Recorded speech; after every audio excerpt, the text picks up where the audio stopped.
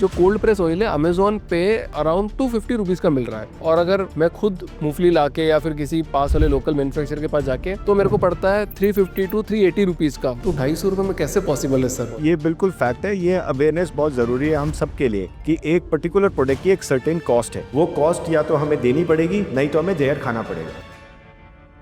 But फिर क्या फर्क पड़ रहा है सर, जब सिस्टम ऐसा ही चल रहा है और ऐसा ही चलता रहेगा? और कुछ देर पहले हम डिस्कस भी कर रहे थे कि दिवाली का जो टाइम है उसमें सबसे ज्यादा नकली घी, नकली तेल, नकली दवाइयाँ भी मिलती है, सब कुछ नकली हो जाता है। जो मुनाफा कमाने वाले लोग हैं एकदम खतरनाक मुनाफा कमाते हैं। तो ये तो चलता रहेगा ना सर? हर शहर में कोई ना कोई आपको अच्छे मैन्युफैक्चरर्स मिलेंगे ही मिलेंगे। When it comes to the sweet, तो आपको ये फाइंड आउट करना है कि कौन सा क्लीन मैन्युफैक्चरर रहा है हिस्ट्री में कि जिसका नाम पेपर में नहीं छपा है कि हाँ बंद हो गया या बस वो ध्यान रखना है।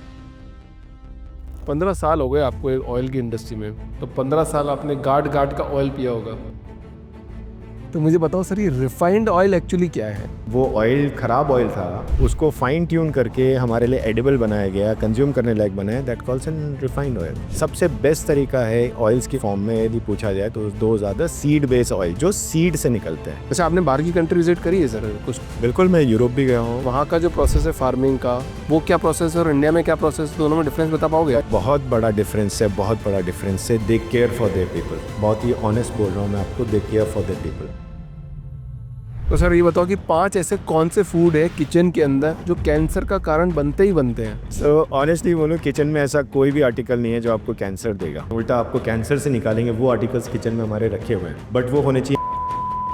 Millet is our original food. ये हमारा खुद का फूड है, अपना लोकल फूड है, जो हमारा ही फूड है। गेहूँ, हम लोग जब पर्शियंस यहाँ पर आए तो वो अपने साथ गेहूँ लेके आए। सर यहाँ पे सॉरी इंटरप्ट, मैं तो विश्वास ही नहीं कर सकता कि कोई भी गेहूँ हमारा नहीं है, चावल भी हमारा नहीं है। फूड इज खा रहा हूँ गेहूँ मस्ती नो, से। This is not a food.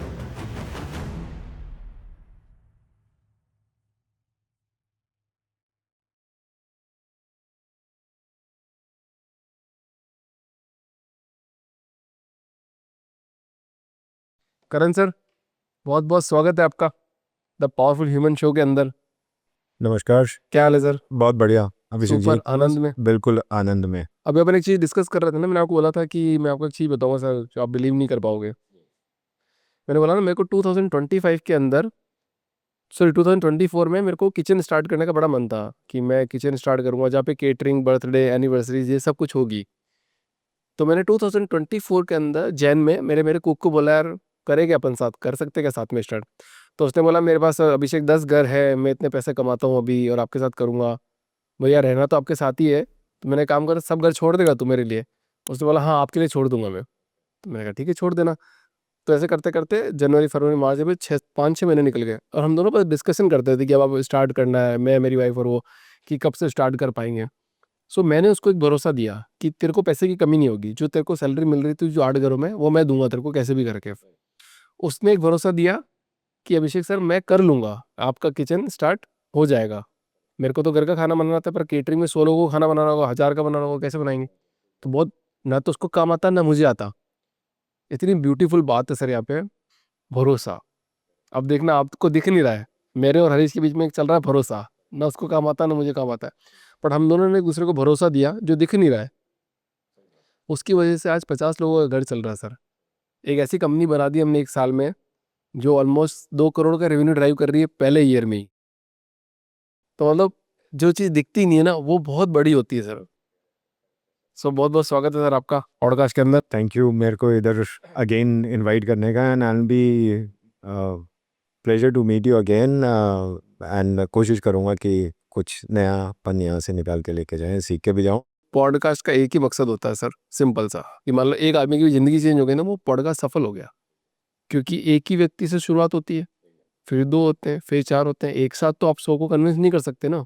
आज आप अभिषेक व्यास को कन्विंस कर लोगे तो अभिषेक व्यास 4 लोगों को बोलेगा यार मैं करण सर के साथ बैठा था और करण सर ने ये बात बताई, प्रोडक्ट बताया, तो उसको अगर चमके की बात ये है तो वो आगे आगे आगे कन्वे करता रहेगा। तो अपन को सिर्फ एक ही आदमी को कन्विंस करना होता है लाइफ में, इसके अलावा कन्विंस नहीं करना होता है। करण सर 14-15 साल की जर्नी हो गई आपकी काम करते करते। एक बात सही सही बताना सर, स्टार्ट से, शुरुआत से धमाकेदार स्टार्ट करते हैं। क्या वास्तव में जो शहरों में जो सब्जियां उग रही है, क्या वो नाले के पानी से उग रही है और वो नाले का पानी ही हमारे पेट में जा रहा है? बहुत ही टॉपिक ऐसा है जो अभी शायद हम लोग डिस्कस कर रहे थे और मैं इस पे काम भी कर रहा हूँ, इसलिए मेरे मतलब का टॉपिक है ये। 100% गारंटी के साथ बोल रहा हूँ, यही हो रहा है। जितने भी मेजर शहर हैं इस कंट्री के, सब नाले की सब्जियां खा रहे थे। वांटेडली अनवांटेडली ग्रो हो रही है नालों के आजू बाजू, और इधर जितने भी शहर के जो वेस्ट नाले जा रहे हैं उसके आजू बाजू आप चेक करेंगे ना, कोई भी चेक कर सकता है इस सिस्टम में, तो उसको चेक करना चाहिए और देखे कि कितनी सब्जियां वहाँ पर ग्रो करी जा रही हैं। और वो और कुछ नहीं है, केवल कैंसर का दूसरा रूप है जो केमिकल के थ्रू वहाँ पे ग्रो किया जा रहा है, जो केमिकली वाटर फ्लो के थ्रू उसको ग्रो किया जाता है, और वो फीड कर रहा है हमारे सारे शहरों की वेजिटेबल्स की रिक्वायरमेंट को। बहुत पेरिसेबल आइटम है, बहुत क्विक एंड फास्ट डिलीवरीज है, मतलब इतना क्विक एंड फास्ट है, आज ग्रो हुए हैं, कल आपके घरों में हमारे घरों में पहुंच जाना है और हम लोग अपने बना के उसको खा लेंगे, जिसको बोलते हैं ना नॉट नोइंगली हमारे घरों के अंदर वो इन्फ्यूज हो रहे जा रहे हैं। मतलब आप ये बोलना चाह रहे हो कि लोग नालों के पानी, मतलब उनको पानी की कमी नहीं है और वो नाले के पानी जो भी गंदा वेस्ट वाटर है वो सब्जियों के अंदर डाल रहे हैं और वो हमको हार्मफुल है। यस 100%, 110% हार्मफुल है, बिकॉज द केमिकल जो वाटर में जिस जिस तरीके से केमिकल इंडस्ट्री या केमिकल का जो वाटर बाहर जा रहा है, वो कहीं ना कहीं उस डिपॉजिट के थ्रू जा रहा है, जो भी नाले हैं नदियां हैं ये छोटे मोटे हैं, और उसी के आजू बाजू ये पूरा फार्मिंग चल रहा है। कोई असेसमेंट नहीं है कि ये वेजिटेबल्स वहाँ क्यों उगाए जा रहे हैं, जबकि इनको खेतों में उगना चाहिए था, या ये थोड़ा दूर सिटी के बाहर ऐसे जगह जहाँ पर इस तरह की कोई भी ब्रीचिंग्स ना हो, नहीं पानी जाए, और वहाँ से आई हुई सब्जी फिर भी सेफ़ है बजाय ये आजू बाजू के पास में। तो ये तो सस्पेंडेड होनी चाहिए, बैन होनी चाहिए, किसी भी तरह का vegetable is crime if it is grown over those areas. नहीं बट मोदी जी तो लोकल को सपोर्ट कर रहे हैं ना कि आप आपके पास से सामान खरीदो, पास करो, तो लोग तो पास उगा रहे तो हैं। पास का मतलब नहीं है कि ये नहीं है ना नाले में उगाओ, पास का मतलब है आप 20 किलोमीटर दूर की किसी गांव में या जो भी अपने जहाँ पर खेती होती है वहाँ आप करिए। बट कोई ऐसा डेटा पॉइंट है क्या सर, मतलब कि मान लो अपन बात करें, क्योंकि इतना बड़ा देश है और अब नाले का पानी वर्सेस जो एक्चुअल अच्छा पानी है, अच्छा पानी 80% होगा, 20% नाले का पानी होगा, तो खराब चीजें तो हर जगह है ना, फिर प्रॉब्लम का है। जो चीज़ मुफ्त में मिलती है ना उसको सब लेना चाहते हैं, तो वो मुफ्त में मिल रहा है तो इसलिए कोई आस्किंग ही नहीं है, वहाँ पे लगा रहे हैं, मुफ्त के नाले हैं, मुफ्त की जो ज़मीनें हैं और मुफ्त की पड़ी है, वहाँ पे खेती बाड़ी हो रही है। कंट्रोल नहीं है, वहाँ नहीं होने देना चाहिए, वहाँ पर हो रहा है। तो क्या फार्मर्स ही ये जानबूझ के कर रहे हैं या फिर कोई बिजनेसमैन कर रहा है इस चीज को? आप बोल सकते हैं, फार्मर्स नहीं बोलूँगा इसमें, आप बोल सकते हैं कुछ ऐसे नेक्सस वाले बोल सकते हैं पार्ट जो कि इसी पार्ट को करना चाहते हैं, उनके लिए ईजी एक्सेस मनी है ना, जिसकी कॉस्ट नहीं लगी हमारी, वो हमारी कॉस्ट सेविंग एक तरह से बचत बचा ली ना। उन्हें बीज डालना ही तो है, वहाँ जाके कुछ नहीं करना, बीज डालना है, हो जाएगा, जो हो गया वो काटो और लेके जाओ और बेचो जा करके। That's the way they work. सही में करते हैं क्या सर? मतलब मुझे को, मतलब ऐसी बातों पे मेरे को विश्वास नहीं है, क्योंकि जैसे रियल में जो दिखता है वो सर कितना एक सच काम होगा। करते हैं, हम एक काम करते हैं, मैं अभी आज आपके साथ बैठा हूँ बैंगलोर में, कल अपन सुबह सुबह चलेंगे, आपके साथ ही चलूंगा और we will find it out the ऐसी लोकेशंस जहाँ पर ये सब हो रहा है, मैं आपको आपके शहर में ही दिखाऊंगा।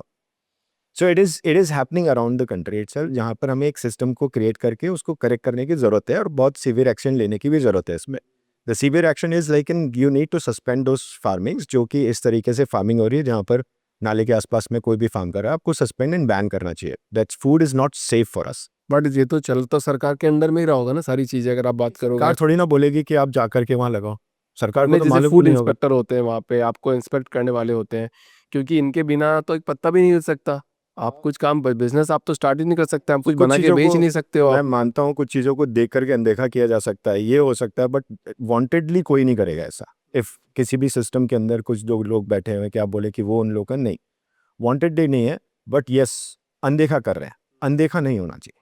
आपको दिख रहा है ये गलत है तो फिर उसको आप रोको उसको। This is what my understanding is all about the food, कि गलत नहीं होना चाहिए। फूड हमारा एक बेसिक ह्यूमन राइट है, every human being in this world, और वो बिल्कुल सेफ फॉर्म में हमारे को मिलना चाहिए, बिल्कुल सेफेस्ट फॉर्म में मिलना कि चाहिए। मैं बोल रहा हूँ कि अभी तो सारे इंस्पेक्टर तो अच्छे से काम नहीं करते, क्योंकि सब कुछ उनकी देखरेखी में होता है। जैसे अभी आपने पूछा भी मेरे से कि भाई आपको कैसे मालूम है इन सब चीज़ों के बारे में, तो डेफिनेटली हर जगह हर सिटी में है ना कोई ना कोई इंडस्ट्रीज तो हैं ही, हर तरह की इंडस्ट्रीज हैं। अब जैसे हमारे सिटी की हम बात करें, देयर इज एन प्लेस जहाँ पर है ना सारा डाइंग वाला काम होता है, डाई जिसको बोलते हैं, कपड़ों पे डाई लगती है, और फिर उसको बहुत वॉश होता है, पानी बहुत लगता है वो उसमें। प्रोसेस का कपड़े का प्रोसेस पानी है जो कपड़े निकलता को है, पानी निकलता है जो, हाँ वो तो कपड़े, जहरीला पानी होता है वो बिल्कुल तो। बिल्कुल 100% जहरीला वाटर ही होता है। अब वो इतना पानी जाता है, वो खेतों में जाता है, जो आसपास के जगह है वहाँ पे जाता है, उस जगह प्लेस सेफ नहीं है किसी भी तरीके से फार्मिंग के, बट वहाँ पर बहुत फार्मिंग होती है and visited that place personally itself. I have seen that vegetables are grown over there and supply to the nearby जो बड़ी मंडियां हैं वहाँ पे जा रहा है एंड उसके थ्रू वो it's going to the retail point and वहाँ से रिटेल पॉइंट से हमारे घर तक आ रहा है। दिस इज आपने अपनी आंख से देखा है? Yes, this is I have seen it in my from my own eyes तो एंड फिर दैट्स आपने कोई एक्शन लिया? तो सी एक्शन आप कैसे ले पाएंगे? यू आप कांट किसी फाइट विद दोस आप पीपल किसी जा ब्यूरोक्रेट्स करके। को बता सकते हो, आप किसी ब्यूरोक्रेट्स का यस आई हैव इंस्पेक्टर को बता yes, सकते I have discussed with this with my fellow friends जो कुछ अच्छे डिपार्टमेंट्स में अच्छे लोग भी हैं and I've seen it personally that जब उनको वो बोला था that they tried their level best but end of the day Nexus के जैसा वर्क करता है पूरा सिस्टम। करता है उसमें। इट्स लाइक एन जो अच्छे लोग हैं वो अच्छा काम करना चाहते हैं और वाकई ऐसे अच्छे लोग हैं। मैंने खुद मेरे फ्रेंड्स मान सर लीजिए सर आप यहाँ पे सॉरी इंटरप्ट, मैं तो विश्वास ही नहीं कर सकता कि कोई भी ब्यूरोक्रेट नहीं अच्छा काम करता होगा और एक भी बंदा जो बोला कि यार ये बहुत बढ़िया नहीं काम चल रहा है, तू मैं करता रहे नहीं और अच्छे से काम मैं इसमें चलेगा। बिल्कुल मैंने आपके नहीं। अगेंस्ट हूँ इस बात को हाँ। लेकर के। आई know those people who have given their life into it and ऐसा नहीं कि मैं उनसे 1-2 साल से जानता हूँ, मैं जानता हूँ उनको 10 साल से। तो मैं उनके स्ट्रगल को जानता हूँ, मैं पर्सनली देखा है उनको लिटरली उन्होंने एक फाइट करी अपनी नेक्सस के अगेंस्ट में या किसी भी चीज़ के उठा उठा के उनको अलग अलग जगह डाल दिया गया जहाँ पर किसी चीज़ को किसी भी तरीके से आप कुछ भी नहीं कर सकते हो। This is what I have seen personally. I don't want to name anyone but yes I know those people who do good work in the system, जो सिस्टम के अंदर वाकई रह करके सिस्टम को बदलने की कोशिश कर रहे हैं। वो कोशिश कर रहे हैं निरंतर कि हमें सेफ फूड मिले, वो कोशिश कर रहे हैं निरंतर कि हमें स्वच्छ मिले और सही मिले। पर उनको जब उठा के फेंक दिया, आप बोल रहे हो कि किसी बहुत ऐसी जगह पे फेंक दिया जहाँ पे कोई फूड की कंपनी नहीं है, तो फिर अच्छा काम तो मैंने सर बोला धरा सिस्टम का में धरा अच्छे रह लोग गया भी ना। हैं तो वो सिस्टम में जो अच्छे लोग हैं वो उनको वापस भी लेके आते हैं। तो you can't say that system खराब है पूरा का पूरा। Yes there are good and bad हर जगह है ही बट यस मेरा ये मानना है कि सच्चाई हमेशा जिंदा रहती है और जो इस तरह का संघर्ष होता है ना वो कभी वेस्ट नहीं जाता है। बट फिर क्या फर्क पड़ रहा है सर, जब सिस्टम ऐसा ही चल रहा है और ऐसा ही चलता रहेगा, गुड कॉप बैड कॉप हम खेलते ही रहेंगे कि कभी किसी ने गंदे पानी से सब्जियां हो गई तो कभी किसी ने अच्छे पानी से हो गई, कभी अच्छे पानी का ज़्यादा बोलबाला होता है तो कभी गंदे पानी का बोलबाला होता है। और कुछ देर पहले हम डिस्कस भी कर रहे थे कि दिवाली का जो टाइम है उसमें सबसे ज़्यादा नकली घी, नकली तेल, नकली दवाइयाँ भी मिलती है, सब कुछ नकली हो जाता है दिवाली के टाइम पे। ये प्रॉफिट जो मुनाफा कमाने वाले लोग हैं वो एकदम खतरनाक मुनाफा कमाते हैं।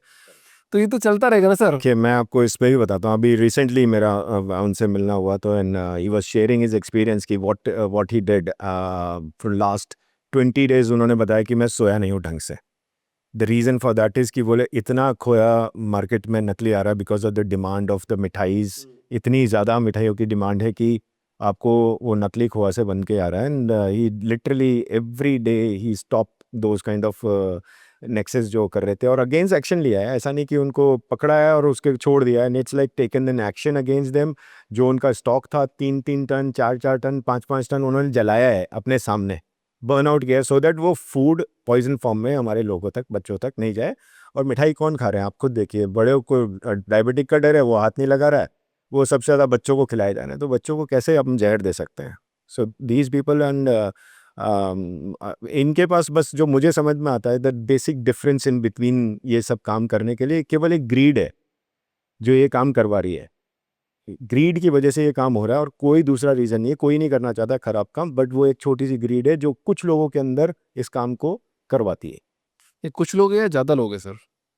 मतलब अभी आपके टू नज़र बी में तो आपको ऑनेस्ट 15 साल हो हाँ गए मैं काम टू करते बी करते। ऑनेस्ट यदि ओपिनियन रखना चाहूँगा यहाँ पर कि अभी ये रेशो थोड़ा सा हायर साइड है बट जो मैं खुद देख रहा हूँ इन 10-15 ईयर्स में जो मुझे समझ में आया और जो मैंने ऑब्जर्व किया है it is going to the change side. ये अब चेंज की तरफ जा रहा है। इट विल बी लाइक मैं 100% अश्योर हूँ कि नेक्स्ट 10 ईयर्स के बाद हम सबको एक सेफ फूड मिलेगा। आफ्टर 10 ईयर 10 साल में मर गए सर, फिर क्या करें? तो आपको बिल्कुल प्रैक्टिकल होना चाहिए एंड बी क्योंकि किसी चीज़ को चेंज होने में समय लगता है। So that has started. मैं खुद दिखता है कि वो शुरू हो चुका है। People are now aware. सबसे ज़्यादा तो पहले लोग अवेयर नहीं थे, अब लोग अवेयर हैं। अब सीधी सी बात है डिमांड एंड सप्लाई। आप खाना बंद कर दोगे आपने डिमांड ख़त्म कर दी। आपको मालूम है ये ऑयल सस्ता मिल रहा है मेरे को और मैं नहीं खरीदूंगा। आपने जिस दिन वो उस ऑयल को खरीदना बंद कर दिया ना कोई बनाएगा नहीं। मैं आपको चैलेंज के साथ बोलता हूँ। आपने उस ऑयल को अपनी डाइट में ले लिया जो थोड़ा सा यदि प्राइस ही है या प्योर है, आपने उसको कंज्यूम करना। आप मान के चलिए सारे लोग वही ऑयल बनाना चालू कर दें। तो हमको मतलब अभी तक जैसे मैं आपसे बात करते करते मेरे को छोटी सी बात समझ में आई है कि जब भी कोई त्योहार का सीज़न आता है, सॉलिड त्योहार का, तो क्या उस टाइम पे मिठाइयाँ बाहर से कंज्यूम करना बंद कर देना चाहिए, क्योंकि आपको पता नहीं, क्योंकि नेक्सस एक्टिव हो जाता है उस टाइम पे। अगर आप ज़्यादातर घर में आपकी मिठाइयाँ बनाओगे, चीज़ें बनाओगे तो ज़्यादा बेटर रहता है। पर जो रॉ चीज़ें हम कंज्यूम कर रहे हैं, जैसे ऑयल हो गया, वो भी आप बाहर से लोगे, उस टाइम भी मिलावटी ऑयल आ सकता है, तो फिर करे तो करे क्या इंसान? देखिए, मेरा जो सबसे बेस्ट तरीका होता है, आपको फाइंड आउट करना पड़ता है कि हमारे यहाँ हर शहर में कोई ना कोई आपको अच्छे मैन्युफैक्चरर्स मिलेंगे ही मिलेंगे when it comes to the sweet and मिस्ता। तो आपको ये फाइंड आउट करना है कि कौन सा क्लीन मैन्युफैक्चरर रहा है हिस्ट्री में, कि जिसका नाम पेपर में नहीं छपा है कि हाँ बंद हो गया या वो, बस वो ध्यान रखना है। अच्छे लोग हैं इस दुनिया में और इसी वजह से शायद ये दुनिया सर्वाइव भी कर रही है। उन अच्छे लोगों का साथ दीजिए, और जो ये इस तरह के हैं जिन पे आपको लगता है या डाउट है, please avoid those people. Karan sir, अभी आपने, अब जैसे ऑयल की बात मैंने कर दी, अब क्वेश्चन मेरा वापस ऑयल पे लेके आ जाता हूँ मैं, कि जैसे कोल्ड प्रेस ऑयल है, जो मूंगफली का तेल है, जैसे मैं तो एक लेमैन आदमी हूँ, मेरे को तो थोड़ी बहुत चीज़ें समझ में आती है कि भैया मेरे को प्रोडक्ट कैसा दिख रहा है, और लेबल पढ़ेगा इंडिया बढ़ेगा इंडिया, वो एक चल रहा है, मैं उस पर डिस्कस करूंगा, और मेरे को उसमें बहुत स्ट्रॉन्ग पॉइंट रखना है आपके सामने, आप मुझे बताना कि सही है गलत है। और उससे पहले मैं क्वेश्चन पे आता हूँ वापस। जो कोल्ड प्रेस ऑयल है, अमेजोन पे अराउंड 250 रुपीज़ का मिल रहा है, और अगर मैं खुद मूंगफली लाके या फिर किसी पास वाले लोकल मैन्युफैक्चरर के पास जाके, तो मेरे को पड़ता है 350 to 380 रुपीज़ का, मिनिमम उतने का पड़ेगा, जबकि मैं उसके पास में जाके लेके आ रहा हूँ। बट वो मेरे को अमेजोन जैसे प्लेटफॉर्म पे 250 रुपीज़ का मिल रहा है, और बहुत बड़ी कंपनीज बना रही है, तो 250 रुपये में कैसे पॉसिबल है सर? क्वेश्चन में ही आपका आंसर है। सबसे अच्छी बात इसलिए मेरे को हंसी आ रही थी, आपने खुद ने अभी ये बोला कि 220 में मिल रहा है वहाँ पर, और 350 में मैं खुद जा करके निकाल के ला रहा हूँ, तो मुझे वो 350 कॉस्ट पर कर रहा है। So this is what you are already aware कि वो 220 में बन ही नहीं सकता है, मिल ही नहीं सकता है। अब अमेजोन के अंदर यदि वो 220 में मिल रहा है, आप मान के चलिए उसका भी मार्जिन है, अमेजोन की भी कुछ ना कुछ चार्जेस होंगे, फिर कुछ डिलीवरी होगी, आपके घर तक पहुँचाने का कुछ ना कुछ पैसा लगेगा ही, फ्री में तो कोई भी काम नहीं करेगा। सो उस प्रोडक्ट की क्या कॉस्ट होगी?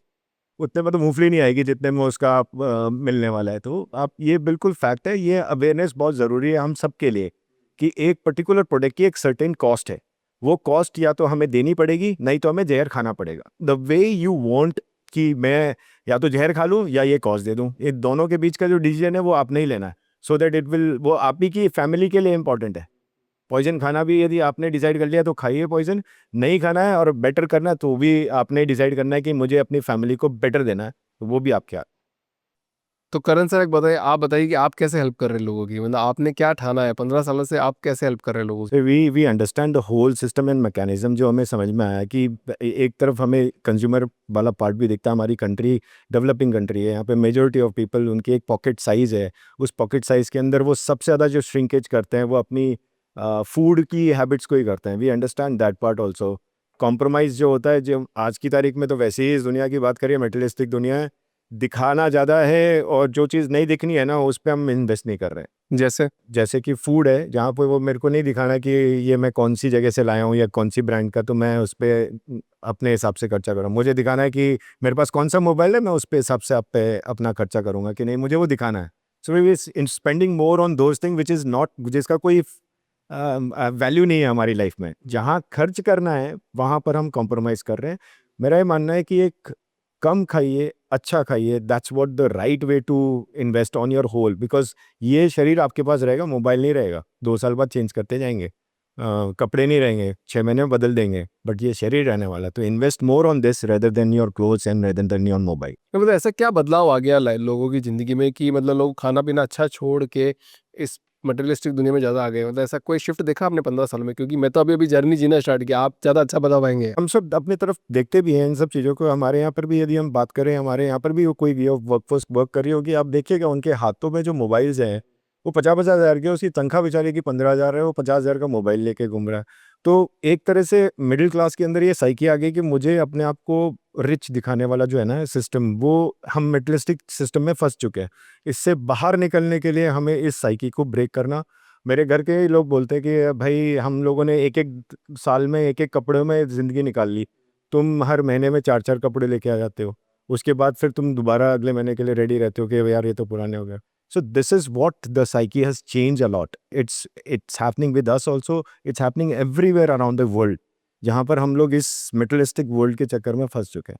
एंड दिस इज़ व्हाट, जो चीज़ नहीं दिख रही है ना, हमने वहाँ तो पैसा काट दिया है, और जो चीज़ दिखानी है वहाँ पर हम इन्वेस्ट कर रहे हैं और अपना स्पेंड कर रहे हैं। I'll suggest invest more on your body, invest more on yourself, then the other things which has no values. बिल्कुल जीरो वाली। वो बात सही है, मतलब पापा, जैसे अपने पापा, मेरे पापा की बात करूँ हम, तो उन्होंने तो बढ़िया 40 बाय 60 का बढ़िया घर बनाया। आज किसी बेंगलोर के किसी बंदे से पूछ लो तू इतना बड़ा घर बना पाएगा क्या?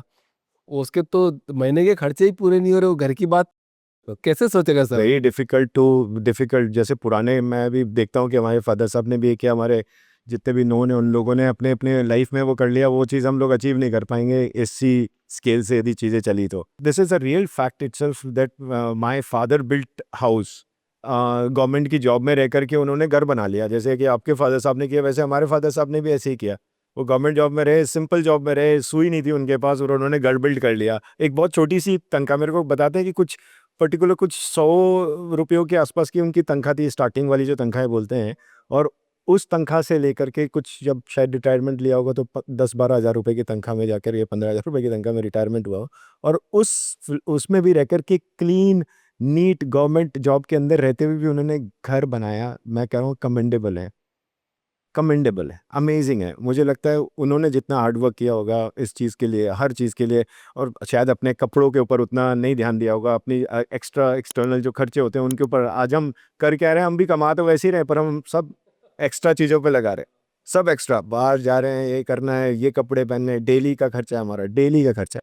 सर मैंने छोटा सा एक्सपेरिमेंट किया, जैसे मेरे को जो भी तनख्वाह मिलती है मेरे कंपनी की तरफ से, तो मेरे मेरा खर्चा होता गया। बैंक में 113 रुपये बचे मेरे। अभी रिसेंटली की बात बता रहा हूँ मैं। मैंने कहा ठीक है अभिषेक, 113 रुपये बचे, कोई बात नहीं, अभी खर्चा नहीं करेंगे कुछ। अभी करना क्या है, मतलब ऑलरेडी ग्रोसरी है, सामान है। तो 15 दिन तक मैंने मेरे बैंक अकाउंट से एक सिंगल रुपये भी खर्च नहीं किया। फिर भी 15 दिन जो मेरे को लाइफ ज़िंदगी मैंने जी। मैंने कहा यार ऐसे तो मैं पहले जो कपड़े लेने हैं, घड़ी लेनी है, जूते लेने हैं, वो थोड़े थोड़े दिन में करता रहता था। यार वो क्यों मैं अवॉइड नहीं कर सकता उसको मैं? फिर सोनू शर्मा जी का एक पॉडकास्ट मैंने देखा थोड़े दिन पहले, उन्होंने भी एक बहुत बढ़िया बात करी कि पैसे उसी के पास बचते हैं जो सही खर्च करना जानता है। अब उन्होंने बोला कि 2 बिलियनर जा रहे थे, जिनके पास बहुत पैसा था, तो अच्छे रेस्टोरेंट में जा रहे थे, और बोला कि 10 बजे बाद चलेंगे यहाँ पे। बोला क्यों? थोड़ा डिस्काउंट मिलता है यहाँ पे। तो अगर 15 मिनट बाद आपको कम पैसा पे करना है तो आप वो करोगे ना। और किसी भी बड़े आदमी से पैसा निकलवाना मतलब एक नाइटमेयर हो जाती है। जो समझदार है आप उससे पैसा नहीं निकलवा सकते हो। आप पैसा किससे निकलवा सकते हो? जो सबसे ज्यादा गरीब है, जिसके पास कुछ ही नहीं है, वो सबसे ज्यादा पैसा देगा सर। राजस्थान का एक शहर है, अभी वहाँ पे जूडियो खुला सर। जूडियो खुलते ही वहाँ पे कम से कम भी 4 से 5 हजार लोग वहाँ पे कपड़े खरीदने आए। ऐसा लग रहा था कि मेगा ट्रेड फेयर चल रहा है। मैं कहा ये क्या हो गया यार, मतलब कपड़े कपड़े पहले नहीं मिल रहे थे क्या? पर लोगों की एस्पिरेशन आज सोशल मीडिया ने इतनी हाई कर दी है कि जैसे सब गड़बड़ है। एक छोटी सी बात और शेयर करूंगा, आपने शायद देखी होगी रील में कि एक लड़की से बात पूछी जाती है कि तुम्हारे हस्बैंड की कितनी सैलरी होनी चाहिए, तो वो बोलती है 5 करोड़, एक बोलती है 10 करोड़। कहाँ से आएगी सर, बताओ कितने लोगों की इंडिया में 5-6 करोड़ की 10 करोड़ की सैलरी है? Can live a good life, it's up to us only. मैं बताऊं honestly saying, you can live up to a good life in an very nominal way also. लोग अच्छी ज़िंदगी जी भी रहे हैं, because I am blessed to see that. लोग बाग ये जो शहरों में रह रहे हैं या जो बड़े शहरों में रह रहे हैं उन वो लोग नहीं देख पा रहे, बट हम डायरेक्ट फार्मर के साथ एंगेज हैं। जब मैं उनके बीच में जाके देखता हूँ ना, they are so happy that you can't imagine. बहुत कम कमा करके भी बहुत खुश है। हम लोग यहाँ पे शहरों में करोड़ों कमा लें उसके बाद भी हम खुश नहीं हैं, और वो लोग वहाँ पे गाँव में हज़ारों कमा कर के भी उतने खुश हैं जो हम सोच नहीं सकते वो खुशी के लिए। They are living a simple life. Sir कोई खुश नहीं है, एक भी फार्मर खुश नहीं है।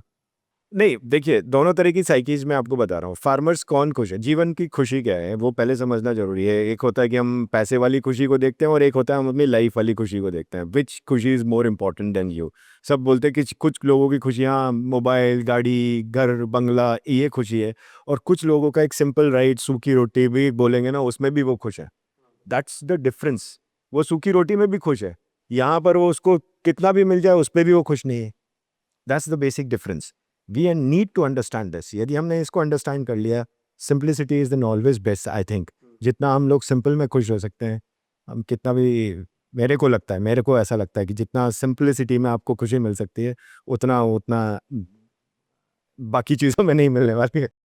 करण सर, 15 साल हो गए आपको एक ऑयल की इंडस्ट्री में, तो 15 साल आपने गाट गाट का ऑयल पिया होगा, करेक्ट? तो मुझे बताओ सर, ये रिफाइंड ऑयल एक्चुअली क्या है? सी, ये एक प्रोसेसिंग है जिसके देखिए नाम के आगे ही लग गया रीफाइंड।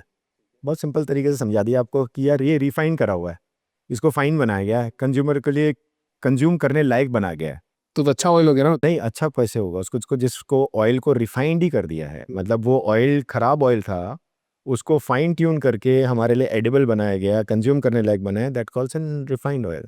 ये सबसे बेस्ट तरीका है ऑयल्स के यदि फॉर्म में यदि पूछा जाए तो दो ज़्यादा सीड बेस ऑयल जो सीड से निकलते हैं उनको निकाला जाता है कोल्ड प्रेस प्रोसेस से, जहाँ पे हम मशीन्स के द्वारा या किसी भी दूसरे फॉर्म से उसको हम प्रेस कर, जैसे पुराने टाइम पर उसको कोलू बोला जाता था, कोलू के तेल जिसमें बीच में कोलू लगा होता था, उसको गाय या बैल के थ्रू उसको पीसा जाता था सीड को, एंड ऑयल निकलता, दैट्स कॉल्ड एन कोलू का प्रोसेस एंड कोलू प्रेस, कोल्ड प्रेस प्रोसेस।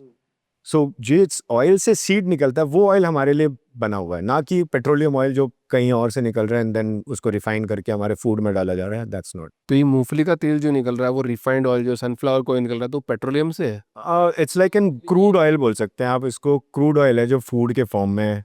थोड़ा और एक्सप्लेन करो सर इसको। इसकी पूरी टेक्निकल डिटेल्स में हम जाएंगे तो it will be an long, जिसको बोलते हैं ना, बहुत बड़ा ही सब्जेक्ट हो जाएगा, और अगेन एन कंट्रोवर्शियल सब्जेक्ट भी हो जाएगा। बोल दूंगा तो पता नहीं ऑफिस के बाहर कहीं जा पाऊँ नहीं जा पाऊँ, अपने घर पे तो अवॉइड करो। नहीं, फिर आपको बताना पड़ेगा ना, मतलब क्या प्रोसेस है। So there is an process of जहाँ पर केमिकली प्रोसेस करके उनको, जिसमें हेक्सेन वगैरह के थ्रू, प्रोसेस के थ्रू, और आप किसी भी कोल्ड प्रेस वालों से पूछेंगे ना, वो डालेंगे अपना hexane free. So hexane is what is in again an एक केमिकल प्रोसेस जिसमें कि ऑयल को प्योरीफाई किया जाता है उसको। तो वो बहुत सारे ऐसे केमिकल प्रोसेस हैं, because to be very honest, मैंने अपने जब काम को शुरू किया तो मैं इस चीज़ों के अगेंस्ट में ही रहा, मतलब फूड को एक प्योरेस्ट फॉर्म में देना है, फूड को एक बेस्ट फॉर्म में देना है। सो एक तो होता है आप दूसरों की टांग पकड़ के ऊपर चढ़िए, और एक प्रोसेस होता है आप खुद करिए। I will prefer in that.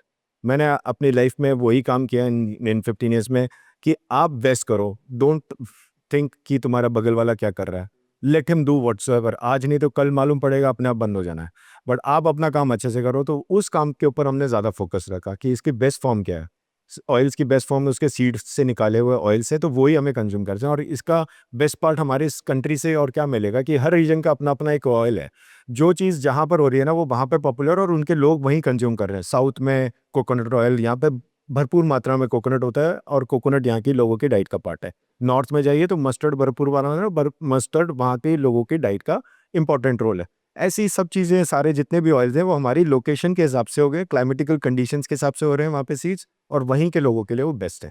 सो मेरे हिसाब से तो जो सीड ऑयल्स हैं वो one of the best oils हैं in the world to consume by any human being around the world, आप बोल सकते हैं। अभी आप थोड़ी देर पहले बात कर रहे थे कि आसपास बहुत सारी चीज़ें नाले के पानी से उग रही है। अब जो मूंगफली उग रही है, जो मस्टर्ड उग रहा है, वो अगर नाले के पानी से उग रहा होगा, फिर अपन उसको लेके आएंगे, फिर वापस उसका तेल बनाएंगे, तो फिर तो बात वहीं की वहीं अटक गई। पहले चीज़ तो ये नाले के पानी में हो नहीं पाएंगे ये सीड्स नहीं हो पाते, बस वेजिटेबल हो जाते हैं। तो वेजिटेबल नहीं होना चाहिए नालों के पास, ये मेरा इस बार ब्राइब के जैसा मैं बोल सकता हूँ कि मैं यदि कोई बात सुने, यदि और ये किसी ब्यूरोक्रेट्स पे भी जाएँ, तो कोई ऐसी ड्राइव होनी चाहिए हमारी कंट्री के अंदर कि हम नालों के पास सब्जियां होने नहीं देंगे। आप खेतों में लगाइए ना, फार्मर्स रेडी बैठा हुआ है, जो करना चाहता है, जो देना चाहता है अपने शहरों को, तो जो लोकल वाली बात भी करते हैं, वहाँ की सब्जियों को ज़्यादा प्रमोट करना चाहिए। और इसको आप बैन एंड सस्पेंड करेंगे तभी ये रुकेगा, ये नहीं रुकेगा। ईजी फॉर्म है ना कुछ लोगों के लिए। अच्छा, आपने बाहर की कंट्री विजिट करी है सर कुछ? बिल्कुल, मैं यूरोप भी गया हूँ। तो वहाँ पे, वहाँ का जो प्रोसेस है फार्मिंग का, ठीक है, नट्स का, मस्टर्ड का, वो क्या प्रोसेस है और इंडिया में क्या प्रोसेस है, दोनों में डिफरेंस बता पाओगे? बहुत बड़ा डिफरेंस है, बहुत बड़ा डिफरेंस है। They care for their people, बहुत ही ऑनेस्ट बोल रहा हूँ मैं आपको, they care for their people.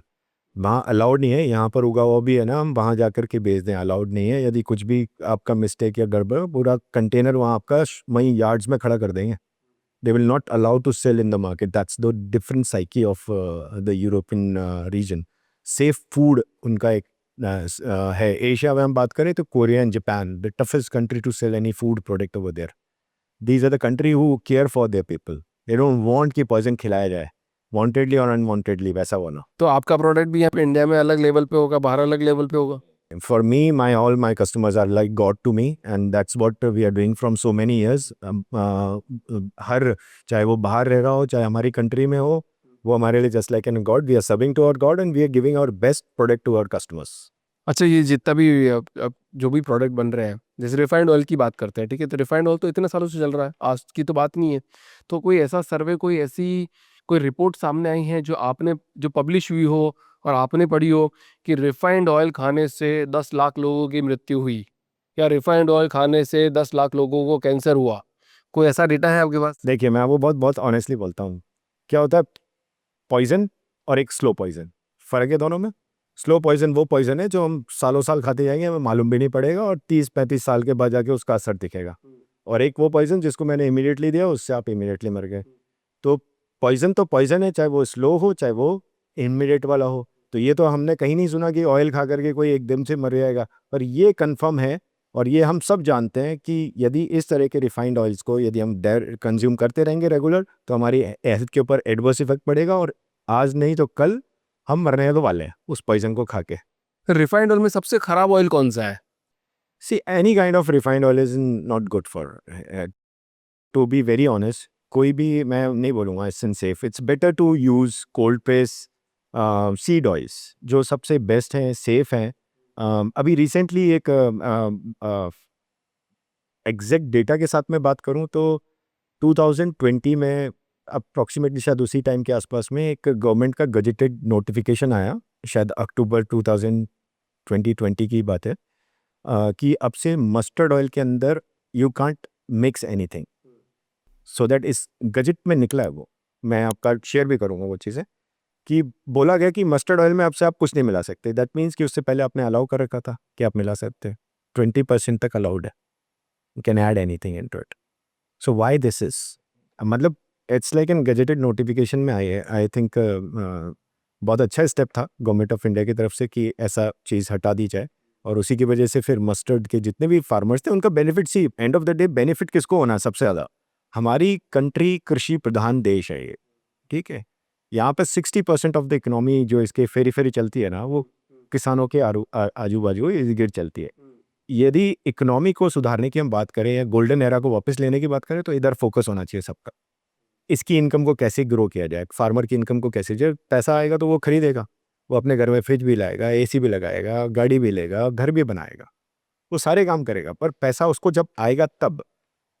ये छोटा सा प्रोसेस कि मस्टर्ड का 20% हटाने से मस्टर्ड के जितने किसान थे उनको मुनाफा 100% हुआ। कैसे हुआ? जो प्राइस जब चलता था वो प्राइस से इस पर करके वो प्राइस एक बेटर प्राइस में आ गया, ऑटोमेटिकली वो मार्केट में उसको प्राइस मिलने लगे, ठीक, तो मस्टर्ड से उसकी इनकम इंप्रूव हुई। ये छोटी छोटी चीज़ें, इट विल मेक सेंस और इम्पैक्ट पड़ता है इसका बहुत बड़े लेवल पे। एक छोटा सा स्टेप था but it impact many of the farmers around the country. जैसे अभी एक मोटा अनाज को लेकर के अभी रिसेंटली मोदी जी ने हमारा मिलेट ईयर घोषित किया था 2023। उससे पहले मिलेट्स को कोई पूछने वाला नहीं था। मैं बहुत ब्लेस्ड हूँ that we are living in that era जहाँ पर बहुत अच्छे डिसीजंस लिए जा रहे हैं towards to safety, food, organic cultivation.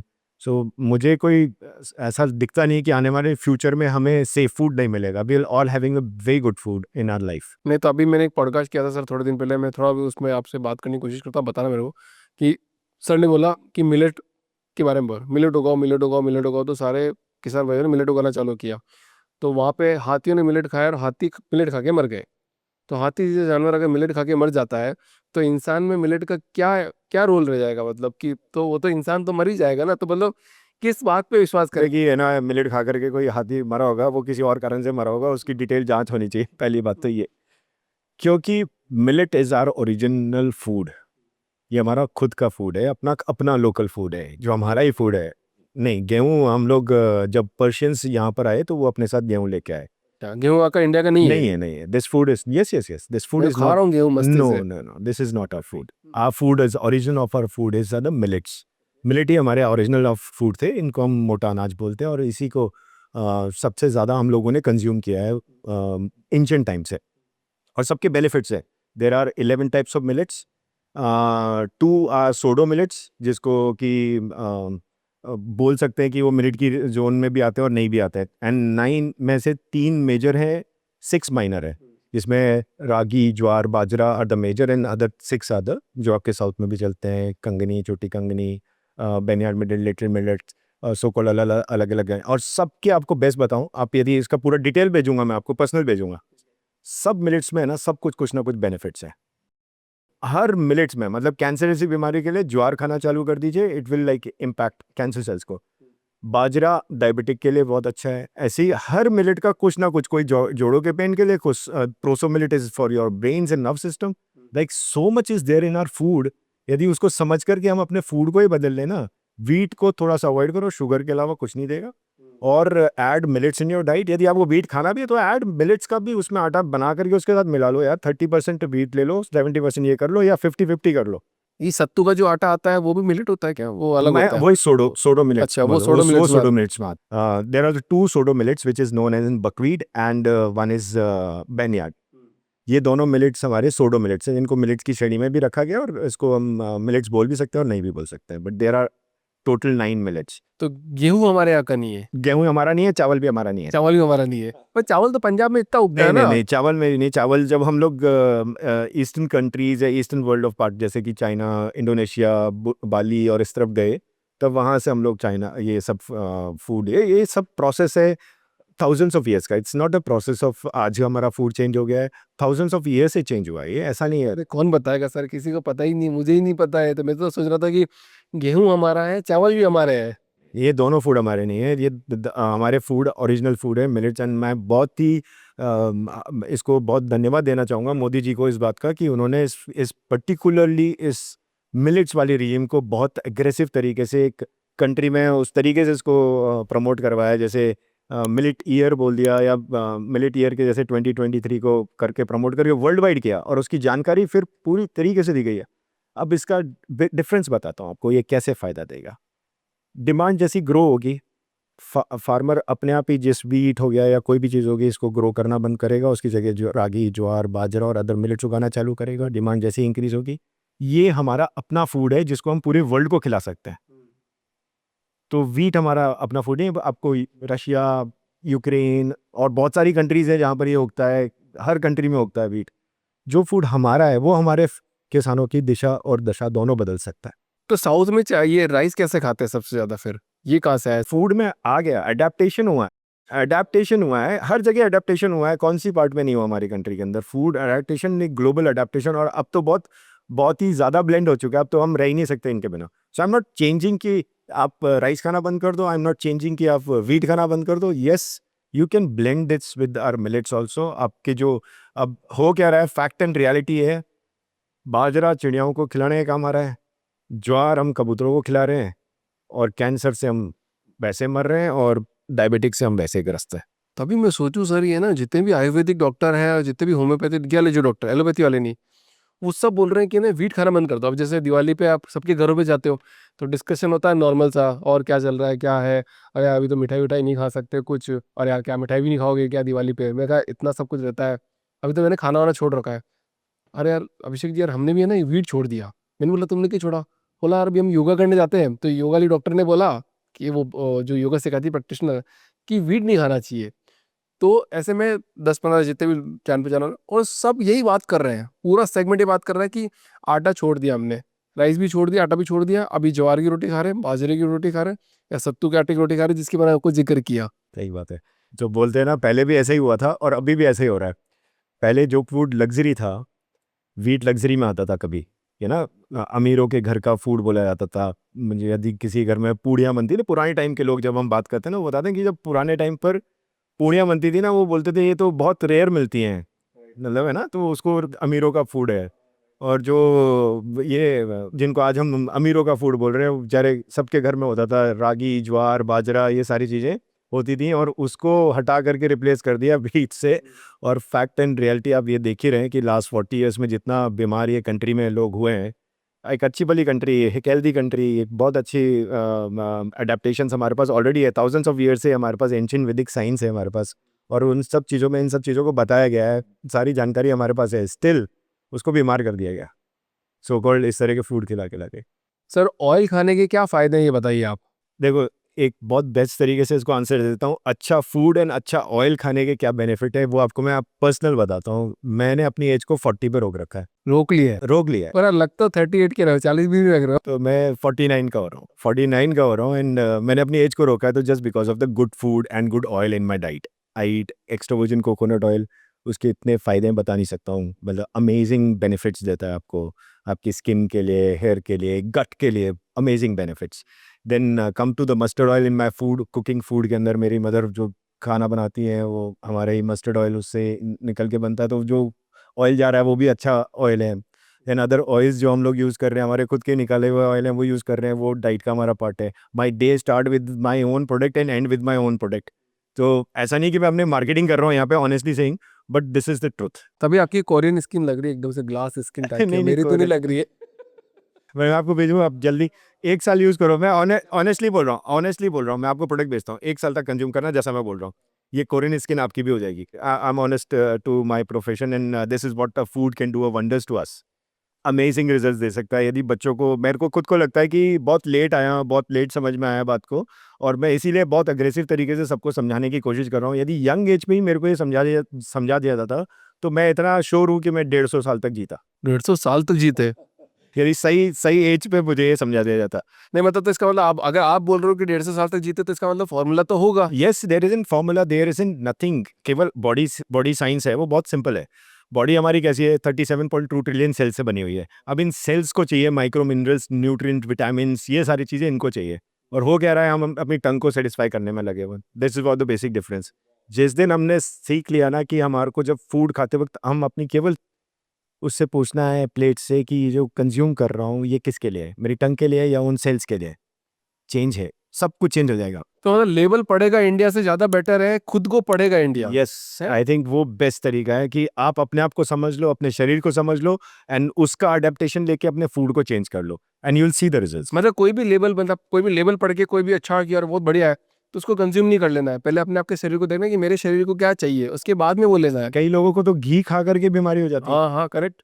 अच्छा ऑयल नहीं जा सकता, अच्छा घी नहीं खा सकते. तो ये समझना बहुत ज़रूरी है कि क्या मेरे शरीर में वो चीज़ों की रिक्वायरमेंट है या नहीं, एंड देन उसके बेसिस पे आपको अपना फूड अडेप्टेशन लेना चाहिए. तो सर ये बताओ कि 5 ऐसे कौन से फूड है किचन के अंदर जो कैंसर का कारण बनते ही बनते हैं.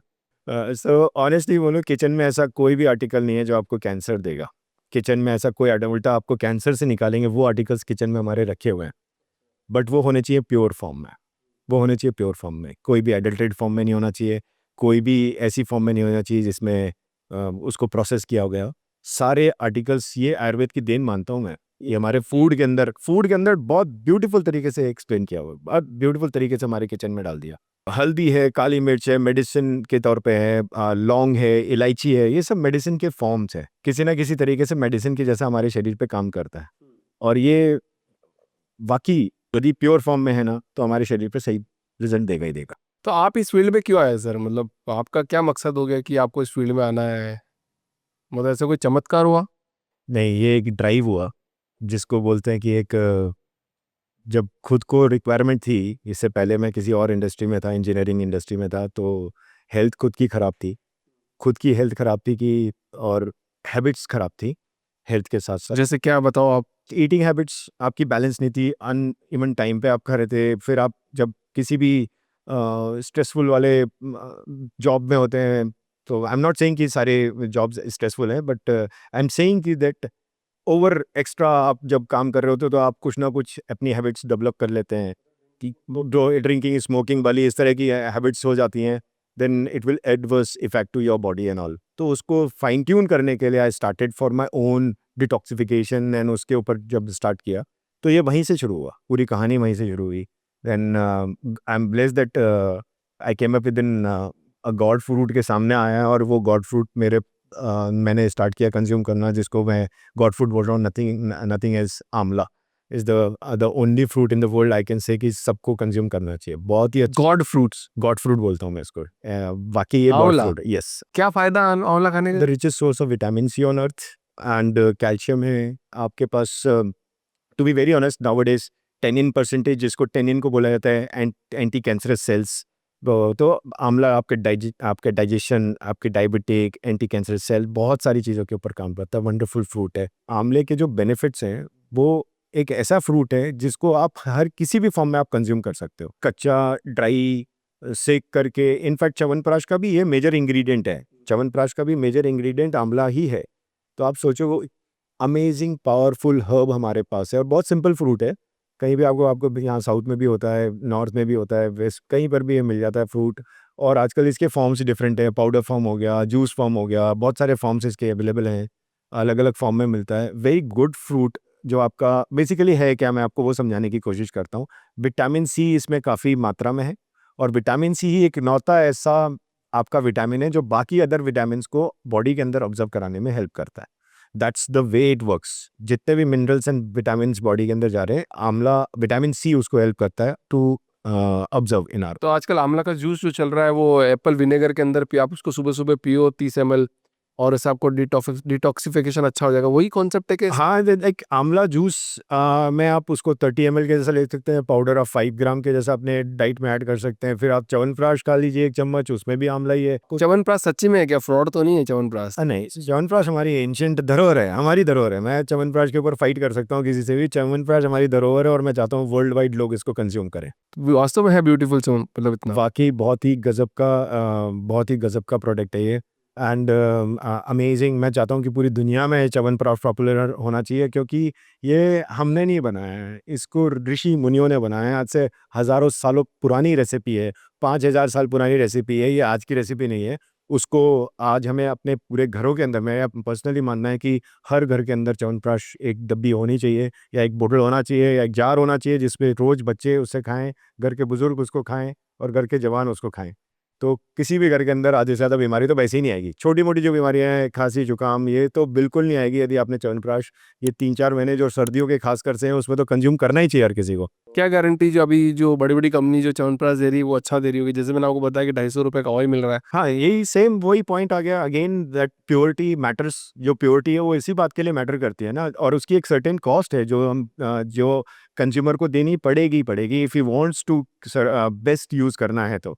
That's purity comes with the price, to be very honest. उसमें देसी गाय का घी डलता है, ऑर्गेनिक इसमें ऑयल डलता है, ऑर्गेनिक हनी डल रहा है, तो ये सारी सब चीज़ों की कॉस्ट है। देसी गाय का घी जिस चीज़ में डल रहा है वो आप मान के चलिए। कुछ companies, I am not don't want to name any ones, but yes, अब सोना चांदी आप डाल करके किसी च्यवनप्राश को बना रहे हैं, you can imagine that what kind of cost there is. Gold का प्राइस देखिए कहाँ है। आप उसमें गोल्ड डाल करके आप उस च्यवनप्राश को बना रहे हैं, तो क्या प्राइस होना चाहिए उसका? 1.5 लाख रुपए का च्यवनप्राश है सर। मैंने एक पॉडकास्ट किया सर के साथ में, उन्होंने 1.5 लाख रुपए का च्यवनप्राश बनाया है। बिल्कुल होगा वो 1.5 लाख रुपए का, बिकॉज कैसे खाएगा आदमी 1.5 लाख रुपए का च्यवनप्राश? सोना की कॉस्ट डल रही। तो this is what the purity and this is what the जो मैं हमेशा बोलता हूँ कि आप अपना चीज़ों पे यदि आपको इस तरह से करना, अब ये तो एक जो फैक्ट है, फूड को एक बिल्कुल है ना प्योर तरीके से देना है। पर ये तो टास्क हो गया ना कि फूड एक बिजनेस नहीं है, मैं मानता हूँ फूड बिजनेस नहीं है। Food is an social responsibility. कितने करोड़ की इंडस्ट्री होगी फूड इंडस्ट्री, सर मतलब जैसे मान बहुत लो सोशल ऑयल हो गया। रिस्पॉन्सिबिलिटी है, बहुत social responsibility. Don't make a business, this is not a business, don't make this business. आप बिजनेस मत बनाइए, आप इसको एक रिस्पॉन्सिबिलिटी, एक अपना धर्म, अपना कर्म मान के इस काम को करिए। इससे बढ़िया कोई काम नहीं है इस दुनिया के अंदर कि आप स्वच्छ और सेफ फूड लोगों को कंज्यूम करा रहे हैं। This is what I will prefer कि आपके माध्यम से मैं बहुत सारे जो एंटरप्रेन्योर, फूड एंटरप्रेन्योर्स हैं, उनको देना चाहूँगा कि ज़्यादा से ज़्यादा वो काम करिए जिससे आप लोगों की ज़िंदगी को बेहतर कर सकें। और आई थिंक इससे मुझे खूबसूरत काम इस दुनिया में नहीं लगता कि आप किसी की सेवा कर रहे हैं और उसके लिए आपको पे किया जा रहा है। This is what food business is all about. अच्छा, एक तो नॉर्मल खाना हो गया जो अपन सब्जी रोटी दाल वगैरह जो खाते हैं, अब उसके साथ में 2-4 चीज़ें और आती है। ब्रेड आती है, वाइट ब्रेड आती है, आटा नूडल्स नूडल्स मैगी, ये जितनी भी चीज़ है ये भी बनती तो अल्टीमेटली इन्हीं सोर्सेस से ही बनती है। तो क्या ये जो अपन आटा नूडल्स मैगी पिज़्ज़ा बर्गर ये सब जब पॉइंट बहुत अच्छे से समझ गया हूँ और उसका आंसर मेरा पूरा राइट बनता है कि मैं आपको दूं इस प्लेटफॉर्म के माध्यम से। There are 2 types of food in this world, one is dead, one is life. अच्छा जो चेतन है, जो जो अचेतन है, चैतन्य है और जो मरा हुआ है। तो आप समझिए कि जिस फूड के अंदर लाइफ ही नहीं है वो फूड हमें देगा क्या? सो वो फूड आपको सेटिस्फेक्शन दे देगा टेस्ट बर्ड्स को, बट वो आपको कुछ नहीं देने वाला। बट कैसे कह सकते हैं, मतलब इतना बड़ा कंजप्शन है, सब लोग खा रहे हैं उसको, टेस्ट के लिए खा रहे हैं ना, आप समझिए वो उसमें है क्या? कुछ भी नहीं है पिज्जा बर्गर में, कुछ नहीं है, ऐसा पॉसिबल ही नहीं। उसमें क्या कैप्सिकम होता है, उसमें मशरूम होता है सर, उसमें गोभी होती है, आलू डालते देयर हैं। Is in process, there is in process. वो प्रोसेस क्या है कि देखिए, अल्ट्रा प्रोसेस फूड है वो, अल्ट्रा प्रोसेस। उसको बना दिया है, खाने के लिए लायक बना दिया, पर उसके लॉन्ग टर्म रिजल्ट्स खराब होने वाले हैं। यदि आप उस फूड को आप मान के चलिए, आप 30 डेज पिज़्ज़ा की डाइट पे रह लीजिए, आपको 30 दिन के बाद 31st डे समझ में आ जाएगा मैं क्या बोल रहा हूँ। वजन आपका बढ़ करके 5 से 10 किलो नहीं बढ़ा तो मेरा नाम बदल दीजिएगा। ये उसका प्रोसेस फूड का सबसे खराब पार्ट है। आज जब हम स्ट्रगल कर रहे हैं इस कंट्री के अंदर भी कि फास्टेस्ट ग्रो कर रहे हैं हम लोग, ओबेसिटी को लेकर के बात करें या वेट मैनेजमेंट वाली प्रॉब्लम्स हैं उसको लेकर बात करें, तो वो कुछ नहीं है, केवल हमारे फूड अडेप्टेशंस हैं जो हमने गलत ले रखी है। आप अपनी टंग को कम सेटिस्फाई करिए, कम हैप्पी बनाइए, बस अपने शरीर को पूरा सेटिस्फाई रखिए, and that to adapt a right food in your diet balance food in your diet and you can live a life जैसी मैं जी रहा हूँ। मैंने अपनी एज को 40 में रोक दिया एंड अभी मैं 49 का हूँ, बट रोका हुआ 40 में, और कोशिश कर रहा हूँ इसको 38 तक कैसे लेके जाऊँ। तो ट्राई माई लेवल बेस्ट की अच्छा फूड, अच्छी डाइट अपनी रखूँ, और यही चीज़ मैं दुनिया में सबको बताना चाहता हूँ। This is what I have learn in these 15 years. मैं यही स्प्रेड करना चाहता हूँ। Add it in your diet, अपनी कंज्यूम करिए अच्छी diet and live a better life. तो आप इतनी बढ़िया बात कर रहे हो, हमने 15 साल बिताए हैं और मतलब सॉलिड काम कर रहे हो। अब यूट्यूब और बेचारे इंस्टाग्राम दोनों बेचारे ही हैं, काम तो हम इनके ऊपर ही कर रहे हैं, बट बेचारे इसलिए बोल रहा हूँ क्योंकि ये, नहीं बेचारे तो हम लोग हो गए ना, क्योंकि इन पे हम काम कर रहे हैं और अच्छा कंटेंट बनाने की कोशिश करते हैं। इंडिया में क्या ये वल्गर कंटेंट को ज़्यादा पुश करते हैं, खराब से खराब कंटेंट, बकवास बात करो सर। अब अभी आप मेरे से बिल्कुल बकवास बात करो बिल्कुल कि बोलो कि पिज़्ज़ा बहुत अच्छा है, पिज़्ज़ा खाना चाहिए, कल वीडियो वायरल नहीं हो गया तो मेरा नाम बदल देना। बिल्कुल, मैं आपकी बात पे एग्री करता हूँ। देखिए, किसी भी देश को बर्बाद करना है या किसी को भी बर्बाद करना है ना, तो उसकी जनरेशन को खराब कर दो, अपने आप उस देश बर्बाद होने वाला है। उसको फिर कोई नहीं बचा सकता। So there are those kind of nexus also work for us. हमारे देश को स्वस्थ रखें और मजबूत रखें। यदि हमारी नेक्स्ट जनरेशन स्वस्थ, मजबूत, मानसिक और शारीरिक तौर पे हुई, इस देश को कोई नहीं रोक सकता विश्व गुरु बनने से। तो अब हमारे को ये डिसाइड करना है कि हमारे को विश्व गुरु बनाना है या उनके उस जाल में फंसना है। So, जितनी तेज़ी से इन सो कॉल्ड कंट्रीज़ के ऐसी ही चीज़ें यहाँ पर आके हमारी हेल्थ को चेंज कर दिया, मतलब हमारे सिस्टम को बदल दिया है। मैं ये नहीं कह रहा हूँ आप उनके स्टोर्स बंद कर दीजिए, मैं ये नहीं कह रहा हूँ आप वो चीज़ें मत कंज्यूम करिए, but at the same time मैं ये कह रहा हूँ कि इनके फूड को भी चेंज करने के लिए हमें कोशिश करनी चाहिए। मतलब टू बी वेरी ऑनेस्ट, इसको कैसे हेल्दी बनाएं उसके ऊपर फोकस करने। आई एम नॉट सेइंग, मैं I am not against of any pizza, I am not against of any burger, but उसको कैसे हेल्दी बनाया जा सकता है। We have that kind of mechanism with us. हमारे से अच्छे सॉल्यूशंस प्रोवाइडर इस दुनिया में कहीं नहीं मिलेंगे आपको। जो लोग हैं करना चाहते हैं एंड कर रहे हैं, आई हैव सीन इट पर्सनली। मैं रेस्टोरेंट जाता हूँ आज की तारीख में, मुझे दिखती है वहाँ पे so called millet based bread, so called this healthy food, seeds डला हुआ कोई चीज़ें तो कर रहे हैं लोग। That is what we need to change. Make this country strong, food को चेंज करो, कंट्री अपना भी स्ट्रॉन्ग होएगा। मैं भी कोशिश कर रहा हूँ the powerful human the founders gym के माध्यम से अच्छा कंटेंट लाने की, अच्छी चीज़ बताने की। आई थिंक मैंने अपनी लाइफ में कोई पॉडकास्ट नहीं किया है, ना मैं करूँगा कोई फ्यूचर में भी। मैं आपको एश्योरेंस देता हूँ यहाँ से।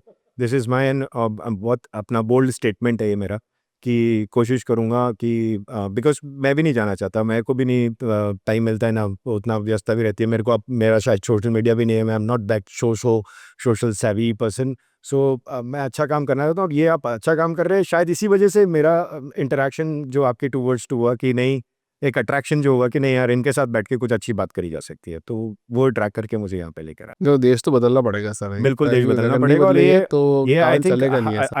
आई थिंक हमारी रिस्पॉन्सिबिलिटी है व्हेन वी कैन थिंक कि ऐसे बदला जा सकता है, ऐसे ठीक हुआ जा सकता है, तो क्यों नहीं करें उस पर काम। मुझे मालूम है कि ये स्ट्रगलफुल जर्नी रही है, बट मुझे मालूम है वंस पीपल अंडरस्टैंड दिस और लोगों को समझ में आएगा, जो कि आज समझ में भी आता है। आई have seen the local brands, छोटे-छोटे ब्रांड्स बहुत अच्छा काम कर रहे हैं। ये अडैप्टेशन उस वक़्त नहीं थी 15 साल पहले, ये अब हुई है बिकॉज़ उसके ऊपर सीरियस थॉट देकर के काम किया गया है।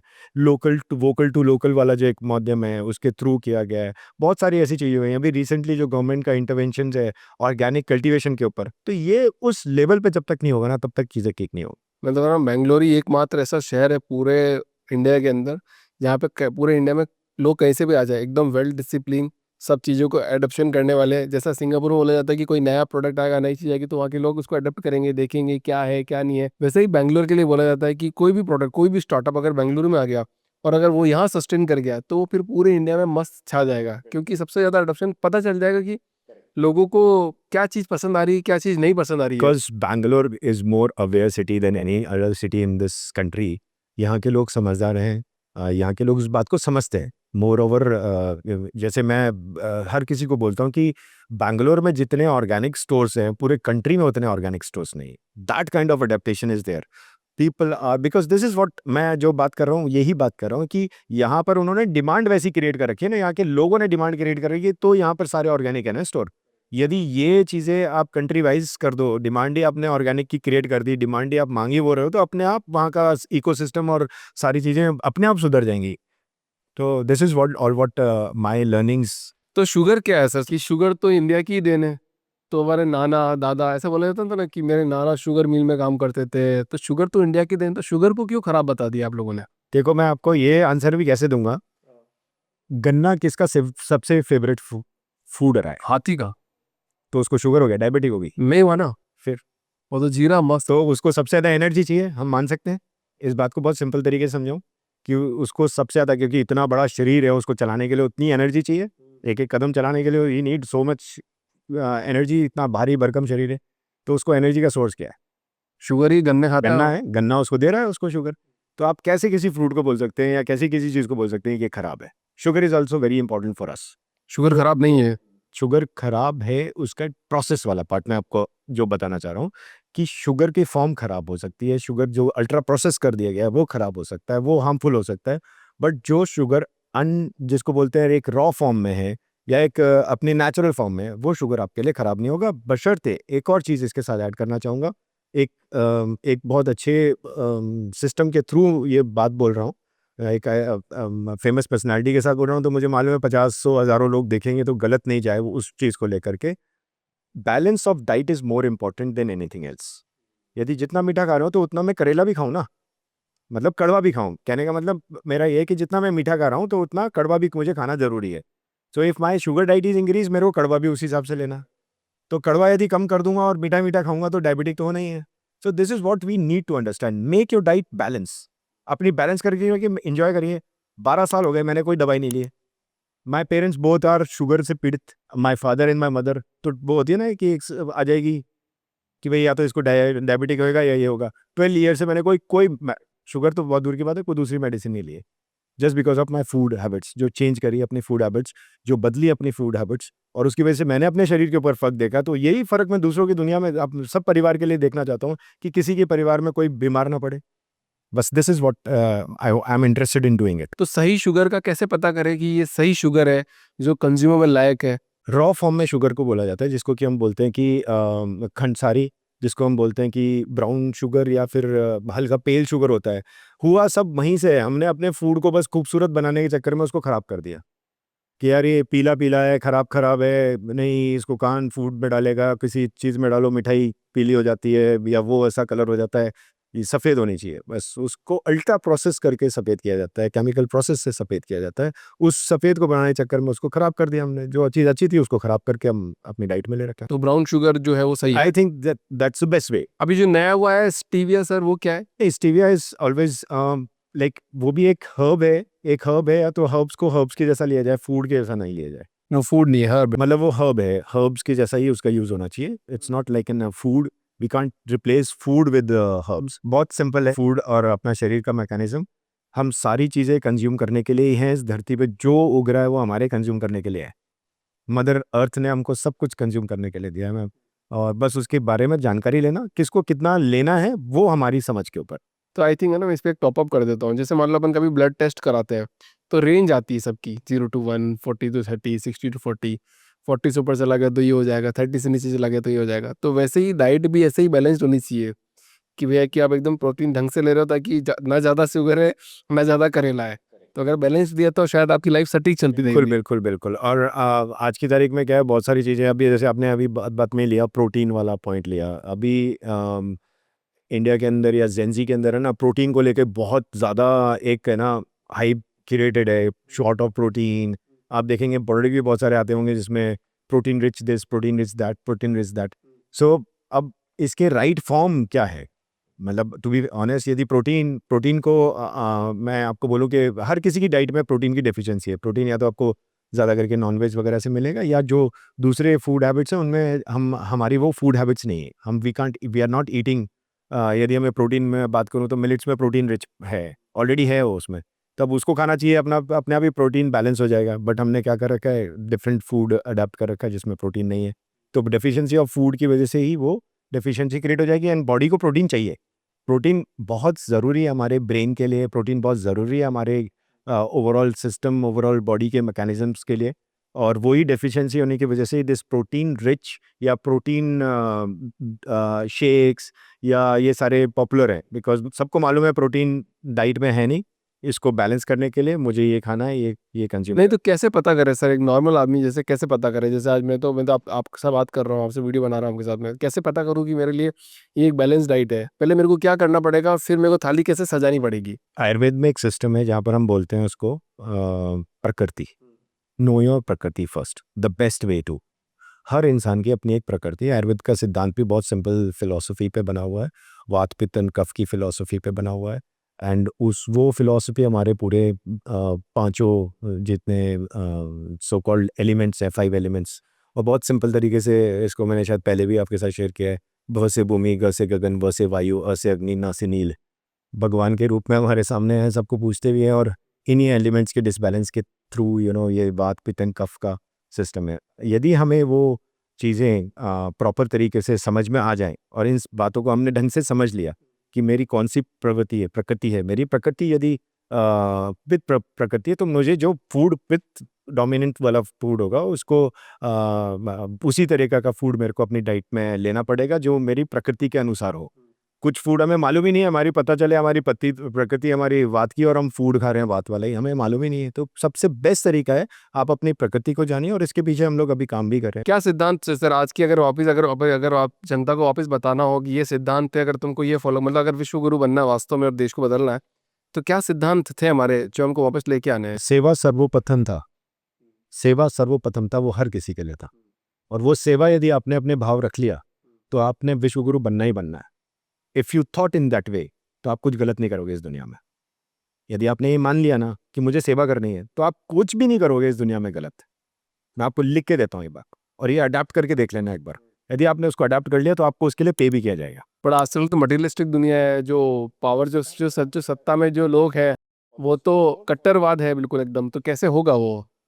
आई think we no need to follow that. वो बोलते हैं ना, एक उस भाग में यदि फंस गए ना तो उसमें फंसे रह जाओगे। उससे यदि निकलना है और ऊपर आना है तो आपको उसके पीछे नहीं भागना है। Let that follow you. अरे क्या काम करना चाहिए इंडिया की यूथ को, ऐसा क्या काम करना चाहिए जिससे वो चीज़ें चेंज जाएगी? ईमानदारी सबसे इंपॉर्टेंट मैं मानता हूँ। हर काम के अंदर अपनी ईमानदारी रखिए, आप 100% सक्सेस पाएंगे इस दुनिया के अंदर। कोई नहीं रोक सकता आपको, बिकॉज ईमानदारी के पीछे क्या ना, एक शील्ड होती है बहुत ही सॉलिड वाली, उसे डरते हैं लोग। हथियार जो होता है ना, वो ईमानदारी वाला हथियार, वो बहुत ही खतरनाक हथियार है। तो आपको लगता है आजकल ईमानदार लोग हैं, बच्चे हैं? यस, बच्चे, उसी वजह से दुनिया चल रही। That is there, and I think आने वाला टाइम जो होगा वो उन्हीं लोगों का होगा। महाभारत का युद्ध क्यों हुआ था सर? छोटी सी ग्रीड के चक्कर में युद्ध हुआ था, नथिंग एल्स, कुछ नहीं था, वो ग्रीड था। उस ग्रीड के ऊपर ही आज भी ये दुनिया में मारामारी जो है वो लड़ाई है, वो इसी बात की है, वो उस लालच की है। वो उस छोटी सी ग्रीड के चक्कर में हम कुछ भी करने को तैयार है। उसको हटा दीजिए अपने जीवन से, देखिए ब्यूटीफुल दुनिया है, बहुत खूबसूरत दुनिया दिखती है मुझे दिखती ही नहीं है ख़राब दुनिया। मुझे बहुत खूबसूरत लोग मिलते हैं। ब्लेस्ड डू गॉड से कि मेरे साथ आजू बाजू चारों तरफ मुझे अच्छे लोग ही दिखते हैं। आज आपके सामने ही बैठा हूँ तो ये भी ब्लेस्ड है, मेरा ब्लेसिंग्स है, मेरी गॉड के साथ कुछ है, चमत्कार है, मेरे सामने ही नहीं आते हैं। तो अच्छे लोग हैं इस दुनिया में, मैं मानता हूँ बहुत अच्छे लोग हैं इस दुनिया में। दुनिया पूरी अच्छी है। आपका नज़रिया होना चाहिए जीने का, आपका वैल्यूज़ होनी चाहिए जीने की। This is what this world is all about. तो ओशो ने एक बात, मैं ओशो को थोड़ा सुनता हूँ थोड़ा बहुत, क्योंकि सुनना सबको चाहिए, सबकी अलग अलग विचारधारा होती है, जैसे मैं हर पॉडकास्ट में बोलता हूँ, और विचारधाराओं में से जो अच्छी विचारधारा है वो अडोप्ट कर लो, ठीक रहता है। यहाँ बैठा हुआ व्यक्ति, आप और मैं शायद कलयुग में हो सकता हूँ मेरे, और आप शायद आपके सतयुग में हो सकते हो। तो जो जितने भी युग हैं वो कुछ थे नहीं, वो आपके नज़रिए पे है। किसी भी युग में चले जाओ, दो आसपास बैठे वाले व्यक्ति, एक कलयुग में हो सकता है और एक सतयुग वर्ड, सतयुग में हो सकता है। मैं एग्री करता हूँ आपकी इस फिलॉसफी एंड इस आइडियोलॉजी के ऊपर भी, because this is all what the yugas are always all about. We are, जैसे हम लोग बोलते हैं कि हम लोग कलयुग में जी रहे हैं, तो we are on the lowest stage in our life. हम लोग सबसे खराब स्टेज में अपनी, मतलब थॉट प्रोसेस, आप खुद देखिए ना, मेटलिस्टिक चीज़ों में फंसे हुए हैं, जो हमारे फिलॉसफी और हमारे आइडियोलॉजी और हमारे मैं सो कॉल्ड सनातन धर्म की बात करूँ तो इसमें बहुत क्लियरली मेंशन किया हुआ है ना ये सारी चीज़ें। काम, क्रोध, लोभ, मोह, माया, व्हाट इज दिस? सारी इंद्रियां हैं, इंद्रियों पे कंट्रोल कर लो, सब कुछ बहुत खूबसूरत है, सब कुछ ठीक है, ठीक है, ठीक। अब ये बताओ, जैसे कैंसर हो गया किसी को, 4th स्टेज का कैंसर है, तो क्या वो अपनी फूड हैबिट बदल के वो 4th स्टेज के कैंसर को सही कर सकता है? देखिए, जो स्टेज वाइज यदि आपने बात करी तो मैं ये बहुत क्लियर आपके माध्यम से बोलना चाहूँगा। स्टेज 1, स्टेज 2 एक ऐसे स्टेजेस हैं जहाँ पर बहुत सारी चीज़ों को आप फूड के through and through proper medication के थ्रू आप बहुत अच्छे से कर सकते हैं। स्टेज 4, स्टेज 5 फूड आपको हेल्प करेगा to survive and to cut. बहुत सारे ऐसे केसेस भी हुए हैं जहाँ पर अभी रिसेंटली आपने सुना भी होगा, बहुत पॉपुलर था सिद्धू जी की वाइफ हैं, उनकी उन्होंने पूरा अपना फूड डाइट एंड सिद्धू जी उसको बहुत सारे प्लेटफॉर्म्स पे भी बोला है, मैंने किनवा खिलाया है, मैंने टर्मरिक दिया है, मैंने उसको ये मोरिंगा दिया है, ये सारी चीज़ों को बहुत उन्होंने क्लियरली मेंशन किया है, बहुत लाउडली उन्होंने इसको हर प्लेटफॉर्म पे बोला है। तो that is because of that food only जो रिवर्स करा मैम की हेल्थ को इम्प्रूव करने में, तो that is food only and this is what we understand कि फूड ही एक ऐसी चीज़ है जो आपके चाहे फोर्थ स्टेज हो चाहे फर्स्ट स्टेज हो, आई थिंक वही एक कारण है, वन ऑफ द रीजन है जिसकी वजह से ये चीज़ें हो रही हैं और वही एक कारण है जो आपको रिजॉल्व करेगा। और दुनिया वालों ने क्या किया उनके साथ? उनको वापस क्रिटिसाइज, मतलब उनको बोल दिया कि इससे थोड़ी सही होता है। सिर्फ देर आर दो फिलॉसफी आपके हमेशा चलती रहेंगी, पॉइजन खिलाने वाले भी रहेंगे, हॉस्पिटल चलाने वाले भी हैं, तो सारे हैं। देर आर दो दो तरीके से हैं, एक जो हॉस्पिटल चला रहा है सेवा के नाम से और एक कमा रहा है पैसे के नाम से, दोनों चीज़ें हैं। दोनों अपने अपने काम कर रहे हैं, एक सेवा के लिए खोल रखा है, एक ने पैसा कमाने के लिए खोल रखा है। तो जो इसने पैसा कमाने के लिए खोल रखा है ना, वो तो ये चाहेगा ना कि बीमार पड़े मरे और मेरे पास आए, और जिसने सेवा के लिए खोल रखा है वो ये बोलेगा यार कम से कम बीमार पड़े और मेरे पास आए, और दोनों पे भीड़ है। चैट जीपीटी से बात करते हैं। चैट जीपीटी, आप मेरी बात सुन पा रहे हैं क्या? अपन आप छोटी सी बात करनी है। हाँ, मैं बिल्कुल आपकी बात सुन पा रहा हूँ। आप आराम से बताइए, क्या छोटी-सी बात करनी है? मैं यहाँ हूँ सुनने के लिए। अच्छा, अभी हम बात कर रहे थे कि कैंसर के बहुत सारे पेशेंट हैं, तो आप मुझे ये बताओ कि कैंसर के कितने पेशेंट हर साल आते हैं, पर कितने पेशेंट ठीक हो जाते हैं हर साल, जो डेटा मार्केट में नहीं आता, वो आप बताएंगे। बिल्कुल, मैं आपको एक आइडिया दे सकती हूँ। हर साल दुनिया भर में लाखों नए कैंसर के केस दर्ज होते हैं और इलाज की प्रगति के साथ काफ़ी मरीज ठीक भी होते हैं। हालाँकि हर देश और हर कैंसर टाइप के हिसाब से ये आंकड़े काफ़ी अलग-अलग होते हैं। अगर आपको बिल्कुल ताज़ा या स्पेसिफिक डेटा चाहिए, तो मैं अभी चेक करके बता सकता हूँ। तो मेरे को इंडिया का डेटा बताओ। शायद मैंने देखा था कि 15 लाख लोग कैंसर से पीड़ित होते हैं, वहीं 40 लाख लोग कैंसर से ठीक भी होते हैं। ये डेटा कितना सही है? देखिए, जो आपने आंकड़े बताए हैं वो थोड़े ज्यादा लग रहे हैं। आमतौर पर एशिया में हर साल लगभग 15 से 20 लाख नए कैंसर के मामले सामने आते हैं। ये आंकड़ा काफी नियर है, लेकिन 40 लाख लोग हर साल ठीक हो रहे हो ऐसा आंकड़ा थोड़ा ज्यादा लग रहा है। मैं एक बार लेटेस्ट डेटा देखकर कंफर्म कर देता हूँ ताकि आपको एकदम सही जानकारी मिले। अभी के ताजा डेटा के मुताबिक 2024 में भारत में लगभग 15.6 लाख नए कैंसर के मामले सामने आए हैं। इसके साथ ही लगभग 8.7 लाख कैंसर से मौतें भी दर्ज की गई हैं। यानी हर साल नए केस काफी होते हैं और काफी लोग इलाज के बाद भी ठीक हो जाते हैं, लेकिन 40 लाख लोग हर साल ठीक हो रहे हो ऐसा नहीं है। ये आंकड़ा थोड़ा कम है, पर हाँ, इलाज से बहुत से लोग ठीक भी हो रहे हैं। तो देखो सर, ये बात तो तय हो गई कि चैट जीपीटी में नहीं बता दिया कि 15 में से 8 लाख लोग सही हो गए हैं, तो कैंसर का इलाज संभव है। तो शायद खाने पीने की वजह से ही होता है। एंड दिस इज़ व्हाट आप बिलीव करिए, कुरकुमिन डाइट में कैंसर वाले पेशेंट्स की डाइट में डाला गया है, ठीक है। Extra virgin coconut oil cancer वाले पेशेंट्स की डाइट में डाला गया है। मोरिंगा पाउडर कैंसर वाले पेशेंट्स की डाइट में डाला गया है। ये मैं आपको 3 तो ऐसे बता रहा हूँ, फिर इसके अलावा वीट ग्रास है, बार्ले ग्रास है, बहुत सारे और दूसरे ऐसे हर्ब्स हैं, फ्रूट्स हैं जो, और साथ साथ में एंटीऑक्सीडेंट फूड्स हैं वो उनकी डाइट में डाले जाते हैं। बहुत सारे ऐसे अदर कैप्सिकन हो गया, बहुत सारी ऐसी चीज़ें हैं जो इनको किसी न किसी फॉर्म में दी जाती हैं, किसी न किसी फॉर्म से इनको कंज्यूम कराए जा रहे हैं। अच्छा सर, ओआरएस वाला केस पता है आपको? जो ओआरएस का जो मार्केट से पूरा भी सुपड़ा साफ हो गया, जिनका मतलब जिन्होंने वो तो पहले से ही पता था। वो पहले ये से ही पता होगा। था कि वो शुगर वाली ड्रिंक है, नथिंग एल्स। आप उसको सी, मैंने आपको अभी बताया कि वो एनर्जी का जो सोर्स है वो शुगर है। अब चीनी और नमक मिला के लो, ओआरएस तैयार है, आप ले लो। आपको एनर्जी डाउन लग रहा है, चक्कर आ रहे हैं, तो आप कहीं पे भी चीनी और वो मिला लीजिए, नमक, और उसको ओआरएस बना करके पी जाइए। तो कहीं ना कहीं तो इसमें जो फूड इंस्पेक्टर है वो तो उसमें जिम्मेदार होने चाहिए, या फिर सिर्फ एक बिजनेसमैन जिम्मेदार होना चाहिए?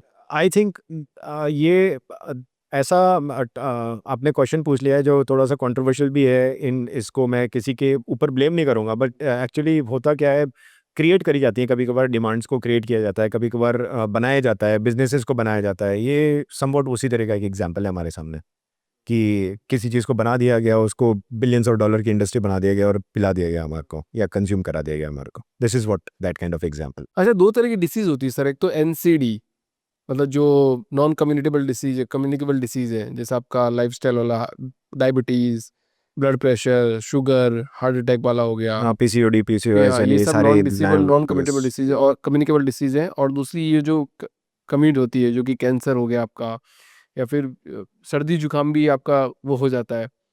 तो क्या इन दोनों में से कौन सी ऐसी बीमारी है जो फूड से सही की जा सकती है, या ये दोनों बीमारी फूड से सही की जा सकती है 100%? मैं आपको इस आंसर को इस फॉर्म में दूंगा कि ऐसी कोई बीमारी नहीं है, ये सब कुछ लाइफस्टाइल डिसऑर्डर डिजीज़ बोला गया ना, तो ये लाइफस्टाइल डिसऑर्डर डिजीज़ है। इनके आगे से डिजीज़ के आगे एक वर्ड लगा हुआ है लाइफस्टाइल। तो लाइफस्टाइल आपने ख़राब करी इसलिए वो डिजीज़ बन गई, लाइफस्टाइल डिसऑर्डर डिजीज़। लाइफस्टाइल को ठीक कर लीजिए तो कोई डिजीज़ है ही नहीं, बेसिकली कोई डिजीज़ नहीं है। लाइफस्टाइल को आपने ख़राब और लाइफस्टाइल को आपने अच्छा, ये दोनों चीज़ें हमारे हाथ में। डिजीज़ नहीं है हमारे हाथ में। डिजीज़ आपने लाइफस्टाइल ख़राब कर ली, डिजीज़ लेके आ गए, लाइफस्टाइल अच्छी कर ली, डिजीज़ को दूर रख दिया। बहुत कल सिंपल। जितने भी ये क्लाउड किचन चल गए सर, घर का बना हुआ खाना या क्लाउड किचन से मंगाया हुआ खाना, क्या बेटर है? और क्या क्लाउड किचन वास्तव में कैंसर का कारण बन रहा है? इसमें मैं आपको एक और बेटर तरीके से इसको बोलता हूँ। अभी रिसेंटली, मैं नेम नहीं लूँगा, बट रिसेंटली एक बहुत अच्छी बड़ी कंपनी, इनफैक्ट बहुत सारे फाउंडर्स के साथ मैं खुद भी पर्सनली कनेक्टेड हूँ। सो उनका स्टेटमेंट था कि deliver almost like 1.5 lakhs order a day, उसमें से 40,000 ऑर्डर्स में कंप्लेंट रहती है, और किस तरह की और 3000 उनके जो वर्कफोर्स है कस्टमर केयर सेंट्रिक वर्कफोर्स है। और किस तरह की कंप्लेन रहती है? फूड अच्छा नहीं है, ख़राब निकला है, ओवर प्रोसेस्ड हो गया, रोटन आ रहा है। मतलब फूड में जो प्रॉब्लम्स है वो अलग है, उसके बाद उसके जो कुकिंग मीडियम्स है वो अलग है। मतलब दैट काइंड ऑफ कंप्लेंट्स दे, कभी कभार किसी को सूट नहीं करा, लाइक फूड पॉइजन हो गया, मतलब इस तरह की कंप्लेंट्स। तो जो इंडस्ट्री बनी है ये क्लाउड किचन वाली इंडस्ट्री, ये तो अपने आप में खतरनाक इंडस्ट्री, क्योंकि इसको तो कंट्रोल किया नहीं जा कंट्रोलिंग सकता। नहीं है ना इसमें। मैं कई बार मैंने अपने इंस्पेक्टर्स जो FSSAI के कोर इंस्पेक्टर, उनके साथ भी इस बात को डिस्कस किया है कि सर इस तरह का फूड विदाउट नोइंगली हमारे घरों में पहुंच रहा है, हमें मालूम ही नहीं है, उसके बाद लाइसेंस भी है कि नहीं मालूम है, क्लाउड किचन बना हुआ है पर उसके बाद लाइसेंस है कि नहीं है, कि सही तरीके से आ रहा नहीं। तो ये थोड़ा सा जगह कॉशन है, बिकॉज अब ये अडेप्टेशन हम लोगों ने अपनी लाइफ में ले लिया है, तो इसके ऊपर सीरियस थॉट होकर के कोई रूलिंग्स बननी चाहिए, बेटर रूलिंग्स बननी चाहिए। जो फूड है वो सेफ फॉर्म में कैसे घरों तक पहुंचे, उसके ऊपर कोई एक सिस्टम होना चाहिए। क्या बाहर US UK बाहर अगर अदर कंट्रीज की बात करें तो वहाँ पे भी क्लाउड किचन तो हो गए, देखिए, इस पे कंट्रोल करना, यस, तो वहाँ पे कंट्रोल है सर? नहीं, मैं कह रहा हूँ इस पे कंट्रोल करना एक टास्क है। ये फ्यूचरिस्टिक बिजनेस है, अभी ये हमारे पास आया है, अभी रेगुलेशंस बननी है इसमें। इसको आकर के भी मुश्किल से 4-5 साल 7 साल, इससे ज़्यादा नहीं हुआ है। इस धीरे धीरे इनमें 100% मेरे को लगता है रेगुलेशंस आएंगी और वो सेफ होंगी हमारे लिए। तो ये ज़्यादा टफ नहीं हो जाएगा बिजनेस करना लोगों के लिए? अगर मतलब हर जगह पे रूल्स एंड रेगुलेशंस अगर आ गए तो फिर आदमी बिजनेस कैसे करेगा? देखिए, फूड को सेफ कंज्यूम करना, आई थिंक, या लोगों तक खिलाना या उसको देना, मेरे ख्याल से वो बहुत बड़ा थॉट होना चाहिए दिमाग में किसी भी एंटरप्रेन्योर के, सेफेस्ट फॉर्म में, बजाय पैसा कमाना। तो फूड वाले की गलती है कि जो प्रोडक्ट ला रहे जो प्रोडक्ट बना रहा है उसकी गलती है? जैसे मान लो आपका क्लाउड किचन है, अब आपने मतलब जो 70 रुपए का ऑयल भी आता है, ये जो 60 रुपए का ऑयल भी आता है, वो भी तो मिल रहा है, वो भी FSSAI अप्रूव्ड ही है, तो वो ऑयल लेके अगर आ रहे हैं तो आप उस ऑयल को खराब कैसे बोल सकता है कोई? देखिए, फूड का बिजनेस एक एंटरप्रेन्योर के लिए एक सेवा भाव वाला बिजनेस बोलता हूँ मैं, ऑनेस्टली। चाहे वो कुछ भी बना रहा हो इस दुनिया के अंदर, वो सस्ता खिलाना चाहता है तो वो भी एक बहुत अपनी कोशिश कर रहा है कि वो एक सस्ता फूड लोगों को खिलाना चाहता है, पर उसको किस वे से उसको वो सस्ता कर रहा है, कि क्या वो उसमें एडल्ट्रेशन करके उसको सस्ता कर रहा है या उसको उसने अपनी कॉस्ट को किसी और तरीके से करके किया है। तो एडल्ट्रेशन वाला तो क्राइम है, ठीक है, वो is not acceptable at any cost. But यदि उसने वाकई कुछ ऐसा काम करके जिससे कि फूड की जो न्यूट्रिटिव वैल्यूज़ हैं या फूड की किसी दूसरी फॉर्म को चेंज नहीं करा, तो वो हकीकत में काबिल तारीफ़ और शाबाशी वाला काम है उसके लिए, कि उसने फूड को एक सस्ता भी रखा और अच्छा भी रखा।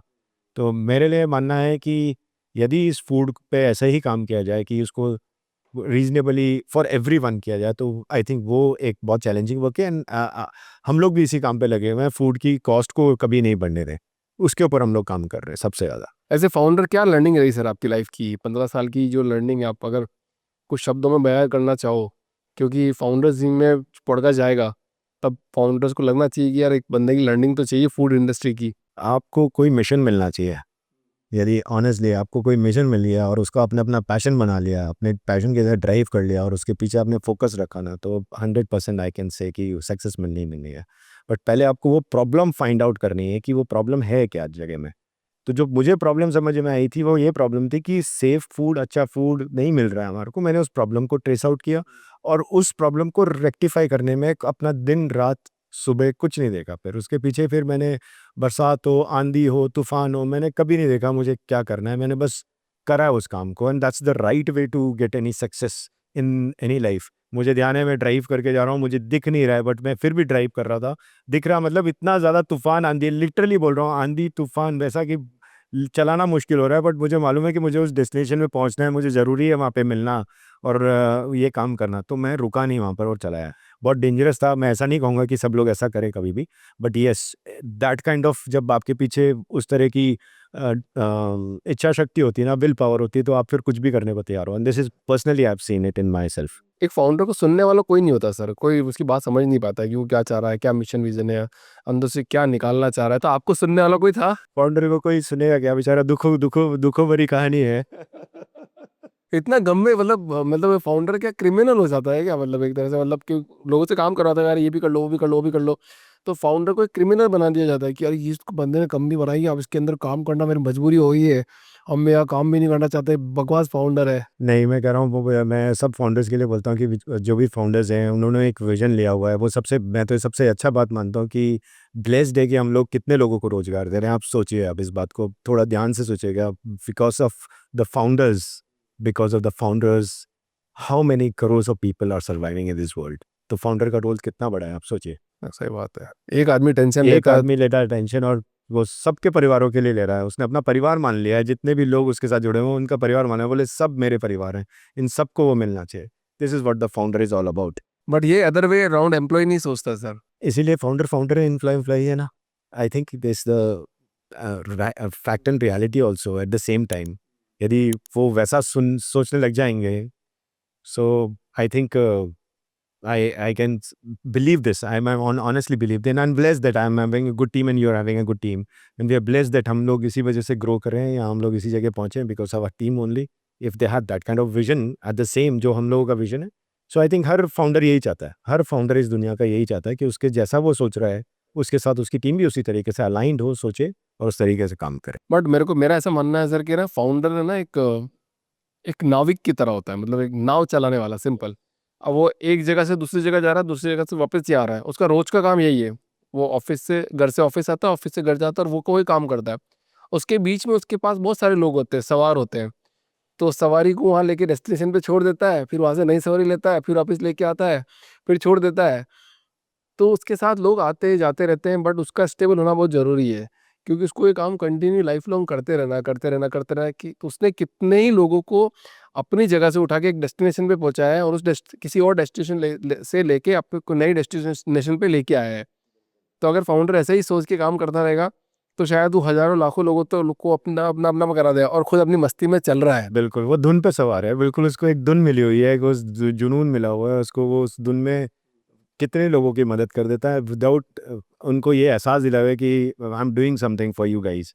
This is what the founders, जो एक असली फाउंडर्स होते हैं, जो मेरा मानना है कि वो हर किसी का सोचते हैं। वो अपने बिल्कुल छोटा से छोटा भी कर्मचारी होगा ना उसके लिए भी सोचता है, और उसका जो टॉप लेवल का मैनेजमेंट होएगा ना उसके लिए भी वो सोचता है। वो बहुत ध्यान रखता है अपने सारे सारे एम्प्लॉयज़ का, सारे उसका। And I am blessed, I am having a good team, बहुत अच्छी टीम है मेरे पास। ऐसे ऐसे लोग हैं जो 10-10 साल 12-12 साल से मेरे हमारे साथ इंटैक्ट रहे हैं, और by the grace of God, I think everything is going well for us. अच्छा, आपने कभी नंबर्स फिगर्स की बात भी सोची होगी? एज ए फाउंडर तो सोचना पड़ता है कि इतना बड़ा मार्केट है, इतना बड़ा हम शेयर कैप्चर करेंगे। तो जो फूड इंडस्ट्री है, जो ऑयल, जो जिस पर्टिकुलर सेगमेंट में आप हो, तो कितनी बड़ी इंडस्ट्री है सर? सर ये बिलियन ऑफ डॉलर्स की इंडस्ट्री है, बहुत बड़ी ट्रिलियन डॉलर इंडस्ट्री बोल सकते हैं। फूड तो पूरी दुनिया का पहला बिजनेस है, सबसे बड़ा बिजनेस है, सबसे बड़ा बिजनेस फूड बिजनेस ही है।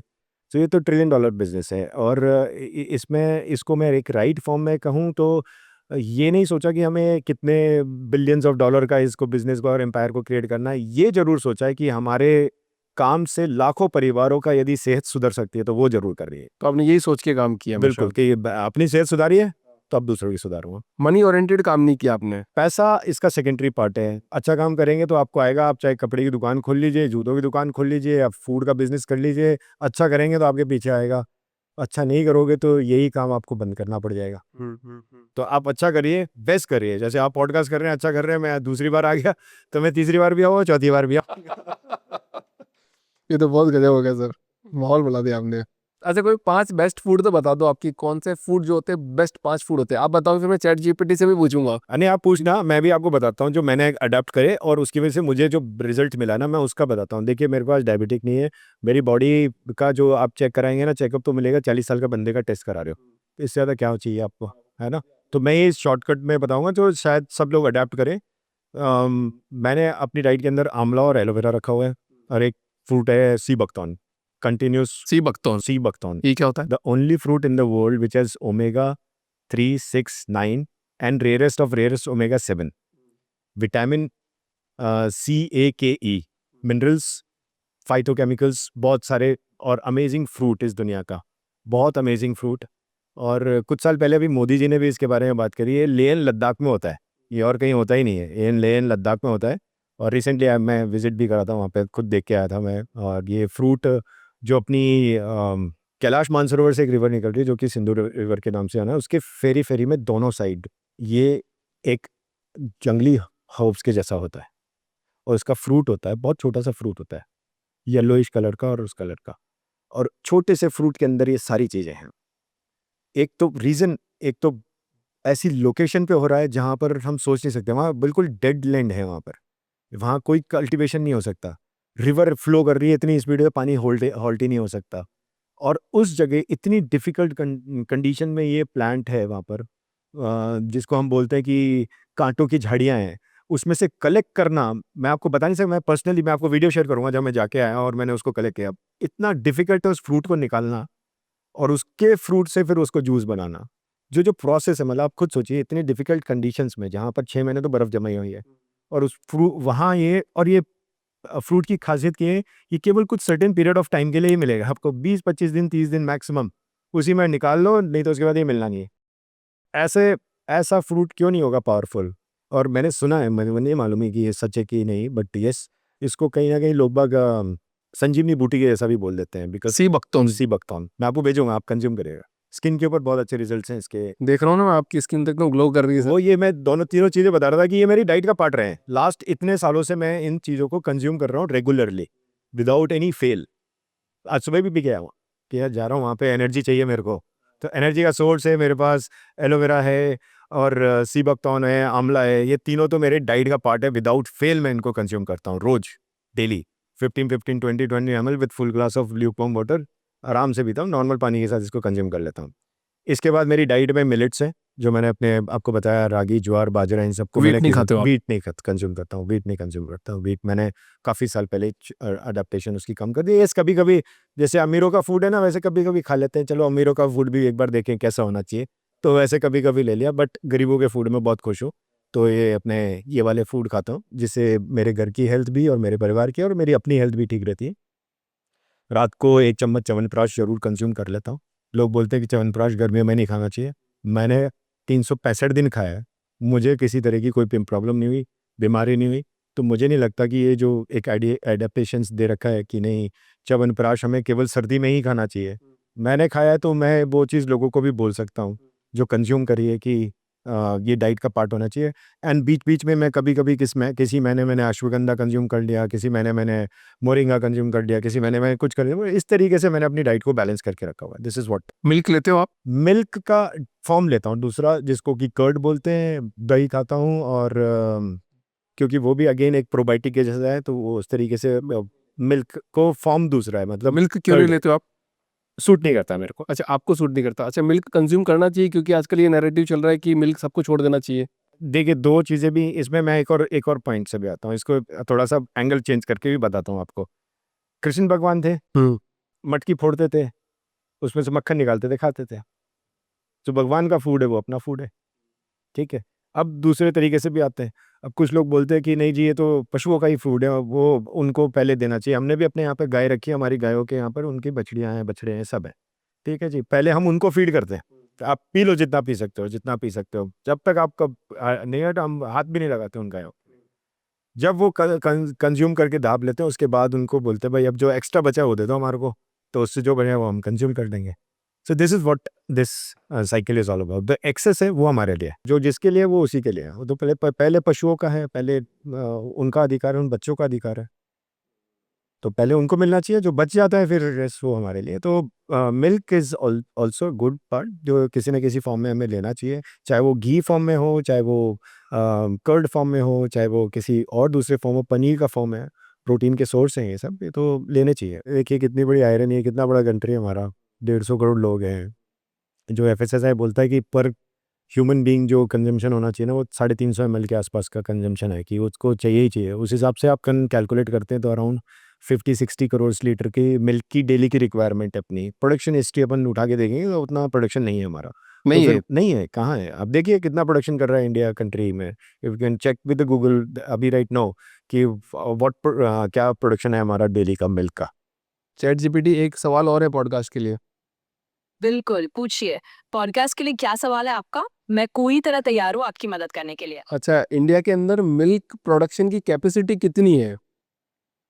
अभी के आंकड़ों के हिसाब से भारत की दूध उत्पादन क्षमता करीब 239 मिलियन टन सालाना है और भारत दुनिया में सबसे बड़ा दूध उत्पादक है। इसे आने वाले सालों में और बढ़ाकर लगभग 100 मिलियन रुपए प्रतिदिन तक ले जाने का लक्ष्य रखा गया है। तो भारत की दूध उत्पादन क्षमता काफी बड़ी है। तो क्या ये पूरे 140 करोड़ लोगों को सर्व करने के लिए कैपेबल है? देखा जाए तो भारत की मौजूदा दूध उत्पादन की क्षमता इतनी है कि 140 करोड़ लोगों की जरूरतें काफी हद तक पूरी हो सकती है। हालांकि ये इस बात पर भी निर्भर करता है कि वितरण और सप्लाई चेन कैसे चलती है।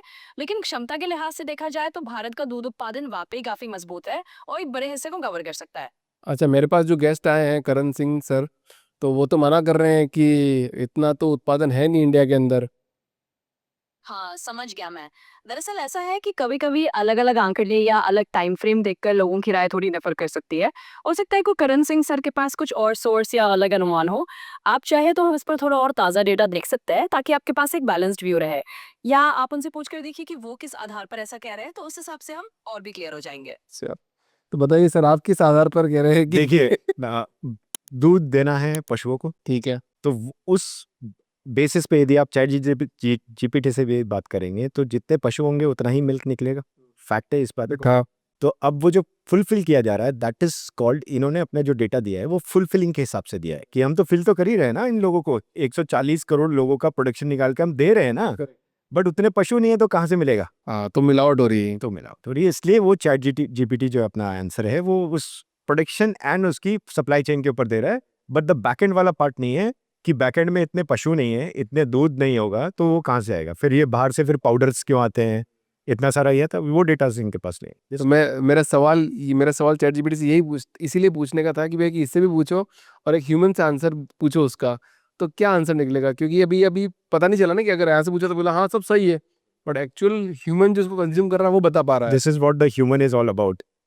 भाई चैट जीपीटी के पास वो डेटा पे अभी काम कर रहा है, ह्यूमन के पास तो बिलियंस ऑफ ईयर का डेटा है। और जैसे है ना, अभी दूध की बात कर ही रहे हैं तो दूध से क्रीम निकलती है, तो एक बिस्कुट, जिसको बिस्कुट बोलते हैं, ठीक है, उसका जो विश का कुट होता है, विश का पैकेट होता है बिस्कुट, तो उसमें क्या होता है, दो स्पेलिंग है, CREAM की होती है क्रीम, और CREME क्रीम, क्रेम।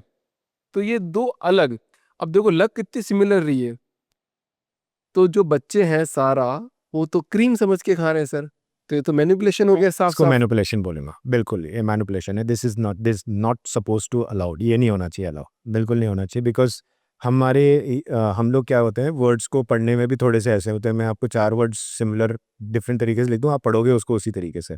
सो वो ये एक तरह से मिसलीडिंग बोलेंगे इसको। दिस ये नहीं होना चाहिए, बिल्कुल नहीं होना चाहिए। कोई क्रीम जो है वो मिल्क से निकलेगा तो उसको ही क्रीम बोलना चाहिए, जो कि मिल्क से निकला हो उसमें मेंशन होना चाहिए। प्लस इस तरह की ये this is not a right cream, palm oil से बना हुआ क्रीम है या किसी और से बना हो, तो उसके पीछे आप मेंशन करिए, इसको मार्केटिंग टूल मत बनाइए। अच्छा, पाम ऑयल को इतना खराब क्यों बोल दिया? कुछ तो बेनिफिट होगा पाम ऑयल का, कुछ तो अच्छा काम करता होगा जिंदगी में पाम ऑयल। तो पाम ऑयल को एक अनप्रोसेस्ड जो बोलते हैं, रॉ फॉर्म जो बोलते हैं, वो वाली फॉर्म में तक तो वो, और वो भी कुछ लिमिटेशंस तक आप ओवर नहीं कर सकते। आप ओवर नहीं कर सकते डोज उसका, मतलब उसको एक कुछ फॉर्म तक, और अनप्रोसेस्ड मैंने बोला, बहुत ज़्यादा ओवर प्रोसेस्ड करके नहीं। अभी आपने उसको ओवर प्रोसेस कर दिया, हीट कर दिया, जला दिया, तो वो अपने आप में एक डिफरेंट तरीके से वर्क करेगा। ज़्यादा करके जितनी भी आजकल सो कॉल्ड बहुत सारी ऐसी चीज़ें बनती हैं जो मार्केट में आती भी हैं, पाम ऑयल बेस्ड बनती हैं। पाम ऑयल का क्या कोई टेस्ट नहीं होता इसके साथ, इसलिए वो बहुत जल्दी ब्लेंड हो जाता है बाकी दूसरे फूड्स को कंज्यूम करने के लिए, बिकॉज वो डोमिनेट नहीं करता है अपना ओन टेस्ट, इसलिए वाइडली पॉपुलर है फूड इंडस्ट्री के बीच में। पर अल्ट्रा प्रोसेस, सुपर प्रोसेस्ड होने के बाद फिर उसको गर्म करके फिर उसके अंदर सेका और तला जा रहा है, तो वो तो हार्मफुल होना ही है ना। तो वो इज़ आई थिंक बहुत सारी चीज़ों की अवेयरनेस की बहुत ज़रूरत है। मुझे लगता है जैसे जैसे हम लोग अवेयर होंगे, हम लोग अपनी डिमांड्स को कम करेंगे, एंड वंस वी एक बार डिमांड को हमने रिड्यूस किया, will change the process. We the one जिन्होंने, हम लोगों ने इन डिमांड को क्रिएट किया, we the one who kill this demand. I am that confident about this. Awareness is more important than anything else. यदि अवेयरनेस क्रिएट कर दी ना इसकी, और क्रिएट हो गई, डिमांड नहीं रहेगी, लोगों को मालूम है ये चीज़ें मुझे बीमार कर रही है, मैं क्यों खाऊंगा, मैं क्यों अपने बच्चों को। दूध में मिलाते हैं क्या सर, आप वो बता दो। देखिए दूध का प्रोडक्शन जो है, जो एक्चुअल प्रोडक्शन है, वो तो रियली कम है, और वो धीरे धीरे ग्रो होगा जैसे जैसे एनिमल्स, और हम लोग हस्बेंड्री के ऊपर वर्क करेंगे, इनकी स्ट्रेंथ बढ़ाएंगे, वो सब चीज़ें ग्रो करेंगे। बहुत सारी चीज़ों पे काम हो रहा है कंट्री के अंदर में। आप बिलीव करिए कि ब्राज़ील में गीर काऊ हमारी कंट्री से ज़्यादा है। सही बात है, मैंने देखा है। वो यहीं से गए हैं, यहाँ से लेके गए उन्होंने, वहाँ पे उसको ब्रीडिंग, और उनकी जो मिल्क कैपेसिटी है वो 30 लीटर्स, 35 लीटर्स, 40 लीटर्स तक मिल दे रही है। वो चालाक ब्रोस है वो सर। हाँ, बहुत चालाक है, हम लोग थोड़े बोले रह गए, हम बोले रह गए, सीधे रह गए। अध्यात्म में ज्यादा रह गए क्या। हाँ, पर बताओ दूध में मिलाते क्या है। दूध में देखिए, जो यहाँ की फुलफिल में कर रहे हैं वो बाहर से, फिर डेनमार्क से जो आ रहा है या और भी कंट्रीज से आ रहा है, ड्राई फॉर्म में ये मिल्क आता है, और उसको फिर वापस रीमिल्किंग किया जाता है। तो वहां से ही खराब आ रहा है। नहीं नहीं, खराब नहीं आ रहा, मिल्क फॉर्म में ही आ रहा है, वो ड्राई फॉर्म में मिल्क आ रहा है, और फिर नहीं तो उसको इतना कंजम्पशन, मतलब इतनी चीज बढ़ रहा है जो अपन दूध की बात करें। देखिए, जो अच्छी कंपनी है वो तो अच्छा काम करेगी, उनको तो मालूम है कि उन्हें अच्छा काम करना ही है। जो इस सो कॉल्ड इसके बीच में जो फायदा उठाने वाले लोग हैं, वो बस वो छोटे से ग्रीड के चक्कर में ही वो सारी गड़बड़ वहीं कर देते हैं। क्या मिलाते क्या, मैं आपसे बार बार पूछ रहा हूँ, बता नहीं रहा सर। सर मैं ऑनेस्टली मैं गया नहीं उस काम के अंदर कभी, तो मुझे मालूम नहीं है कि उसमें क्या मिलाते हैं, बट मुझे ये जरूर मालूम है कि मिलाते हैं, मिलाते हैं। पक्का मालूम है वो क्या मिलाते हैं, चाहे वॉशिंग पाउडर मिला रहे हैं या कुछ भी मिला रहे हैं, करके तो दे रहे हैं काम। चलो ठीक है सर, और पता करेंगे अपन की क्या मिलाते हैं ये। नेक्स्ट टाइम मैं इस क्वेश्चन को और बेटर तरीके से आपका आंसर दूंगा। मैं पूरा जो मेरे सो कॉल्ड मेरे कुछ फ्रेंड्स हैं जो जिनको मैं रॉबिनहुड बोलता हूँ, वो रॉबिनहुड कैसे हैं मैं आपको बता, रॉबिनहुड भी नहीं, मतलब उनको वॉलंटियर्स या उनको ऐसे जो वो लोग बेचारे अच्छे उसमें काम कर रहे हैं, वो लोग महकमा में मिले हुए हैं। मैं नाम तो कुछ नहीं लूँगा, किसी का भी नहीं लूँगा, बट कुछ ऐसे बहुत अच्छे लोग हैं जो वाकई अच्छा काम कर रहे हैं, उनके पास ज़रूर ये डेटाज होंगे कि क्या चीज़ इसमें हो रही है। क्योंकि इन्फॉर्मेशन तो निकालनी पड़ेगी, पता तो चले कि क्या मिला होता है उसमें। बताएंगे लोगों को, बताएंगे, उनका राइट है, लोगों का जानने का अधिकार है पूरा, कि उनमें क्या उनको दिया जा रहा है, कैसे उनको बीमार करा जा रहा है, कैसे उनको खराब किया जा रहा है, वो राइट है हम सबका। तो कोई बिजनेस स्टार्ट करना चाहता है सर, उसको कैसे स्टार्ट करेगा, मतलब फूड इंडस्ट्री में आना चाहता है, अगर अच्छा सोच रखता है अच्छी, तो कैसे आएगा। पहले तो प्रॉब्लम फाइंड आउट करें, किसी भी तरह का फूड में बहुत अपार क्षमताएं हैं, हर तरह का फूड आज हम कंज्यूम कर रहे हैं, हम फूड की सारी चीज़ों के ऊपर, चाहे वो हेल्थ में हो, आयुर्वेदिक हो, ये सब फूड के फॉर्म ही है। अब कोई भी डेफिशिएंसी आपने देख ली, प्रोटीन रिच डाइट हो गया, इन सब चीज़ों का आजकल तो रेस्टोरेंट हो गए बड़े बड़े अच्छे अच्छे चलते हैं। मैं ऑनेस्टली बोलूँ, जितना इस बार मैंने दिवाली पे स्टोरों पे भीड़ नहीं देखी है ना, अब नॉर्मल स्टोर जहाँ पे क्लोथिंग्स मिल रहे हैं या बाकी सारी चीज़ें मिल रही हैं, उससे ज़्यादा मैंने रेस्टोरेंट्स में भीड़ देखी है इस बार। ऑनेस्टली आपको ये आंसर दे रहा हूँ, खुद गया हूँ, मैंने खुद ने देखा यार, यहाँ तो भीड़ नहीं थी भाई, इधर क्यों भीड़ है। तो वो इतना अच्छा काम कर रहे हैं कि भीड़ को लेके आ रहे हैं, अच्छा फूड खिला रहे हैं, अच्छी चीज़ें बना रहे हैं। सो बिजनेस तो ये वर्ल्ड का सबसे टॉप बिजनेस है, फूड बिजनेस। अच्छा, कितना पैसा लग जाएगा अगर कोई नया एंटरप्रेन्योर स्टार्ट कर रहा है। छोटे से 50,000 रुपये से भी शुरू कर सकते हो आप इस काम को। 50,000 रुपये से 50,000 रुपीज से बस? भी कर सकते हो। यस, आपको जरूरी नहीं है कि आपको मैन्युफैक्चरिंग में ही जाना है। यदि आपको कुछ लगता है कि कोई कंपनी अच्छा काम कर रही है, किसी के प्रोडक्ट अच्छे हैं, तो अपनी कम्युनिटी में भी ले जा करके आप उसको बेच करके आप अपना प्रॉफिट ले सकते हैं उसमें से। देयर आर सर्टेन मार्जिन्स होते हैं सबके पास, बट आपको अच्छा काम करिए, उसमें आप हमेशा ग्रो करेंगे। आपने यदि सॉर्ट इट आउट करी अपनी कम्युनिटी में जा करके, अपने एक सो कॉल अपनी बिल्डिंग की बात कर लें, यदि कोई बिल्डिंग में हम रहते हैं, वहाँ पे 100-200 फैमिली रहती है, हमने आके बता दिया कि ये प्रोडक्ट अच्छे हैं, उन्होंने यूज़ किया, 10-20 फैमिलीज़, 50 फैमिलीज़, ये आपके वो 100 फैमिलीज़ तक पहुँचा देंगे उस चीज़ों। We can start your business from. कोई भी एक प्रोडक्ट बता दो सर, कि जिसमें मतलब आँख बंद कर ली और इसको स्टार्ट किया जा सकता है और कोई भी सेल कर सकता है। प्रोडक्ट तो बहुत सारे हैं, मैं एक कैसे बताऊँ आपको, इतने सारे प्रोडक्ट। आँख बंद करके स्टार्ट किया जा सकता है जो प्रोडक्ट। मिलेट्स मैं कहूँगा कि मिलेट्स आप करिए, बिल्कुल ये हमारी अपनी धरोहर है, अपने अपने हैं, और आयुर्वेद के जो भी प्रोडक्ट हैं अपनी धरोहर है, इसको हमें सबसे ज़्यादा अपनी कंट्री, पहले अपनी कंट्री को देना है, फिर हमारी कंट्री में जब एक्सेस हो जाए तो हम फिर बाहर देना है। पहले अपने देश का हक है, पहले अपने देश के लोगों का स्वास्थ्य है, पहले अपने देश को मजबूत करना है, उसके बाद फिर हम बाकी कंट्रीज़ को भी मजबूत करेंगे। सर अभी आप बोल रहे थे कि फूड बिजनेस के अंदर अगर आना है तो मतलब अच्छी नीयत के साथ आना चाहिए, पर बिजनेस तो प्रॉफिट देखता है और बिजनेसमैन का काम ही प्रॉफिट बनाना होता है। एक कंपनी आई थी रॉ करके, जिसने पल्प से बहुत शानदार चीज़ बनाई, और पर उसकी सेल्फ लाइफ बहुत कम होती है, तो वो बिका नहीं। तो प्रोडक्ट ख़राब होना चालू हो जाता है। अगर प्रोडक्ट ख़राब होना चालू हो गया तो आपका प्रॉफिट मार्जिन सब कुछ ख़त्म हो जाता है। तो फिर कैसे आए इस मतलब इस ऑर्गेनिक फूड बिजनेस के अंदर? देखिए, अपॉर्चुनिटी एंड प्रॉब्लम्स दोनों चीज़ें एक दोनों के साथ में है। एक अपॉर्चुनिटी भी है और एक साथ-साथ में वो प्रॉब्लम है। उन दोनों चीज़ों को बैलेंस करके यदि कोई भी बिज़नेस करना चाहे, पहले उसकी अंडरस्टैंडिंग को लेना है। आई am not saying for certain that उन्होंने पूरा एक मार्केट को रिसर्च किया होगा एंड फाइंड इट आउट करा होगा कि ये इस मार्केट की कमी है। बट येस, एक प्रॉब्लम ये भी था कि उसके लिए वो पेरिसेबल आइटम था। मतलब 1 महीने में ही खराब हो रहा है या 2 महीने में खराब हो रहा है। तो शेल्फ में पहुँच कर के उसकी एक बिकने की एक लाइफ़ है। यदि उस लाइफ के अंदर वो बिक गया तो it's good for any entrepreneurs. यदि तो वो चेंज मेरे ख्याल से यदि उस पे यदि थोड़ी एक्सरसाइज करी जाए कि किस तरीके से मैं इसको अडेप्टेशन लेके आऊँ और कैसे प्रॉफिटेबल बनाऊँ इस बिज़नेस को। डे 1 से किसी भी छोटे एंटरप्रेन्योर को काम करना है तो डे 1 से उसको प्रॉफिटेबल बनाने का सोच करके ही इस काम में उतरिए। 50,000 भी किसी के लिए बहुत बड़ी रकम होती है। तो ऐसा मत करिए कि 50,000 रुपीज़ लगा करके ही आप कोई काम कर रहे हैं। ये ज़रूर ध्यान रखिए, मैं इस 50,000 रुपए को लगा रहा हूँ, रोटेशन करना पड़ेगा उसको। महीने में 3-4 बार आपने रोटेशन कर दिया उस 50,000 रुपए का तो वो 2 लाख रुपए बन गया। करेक्ट। सो उस तरीके से आपको सोचना है, फास्ट एडेप्टेशंस लेके अच्छा क्विक फूड।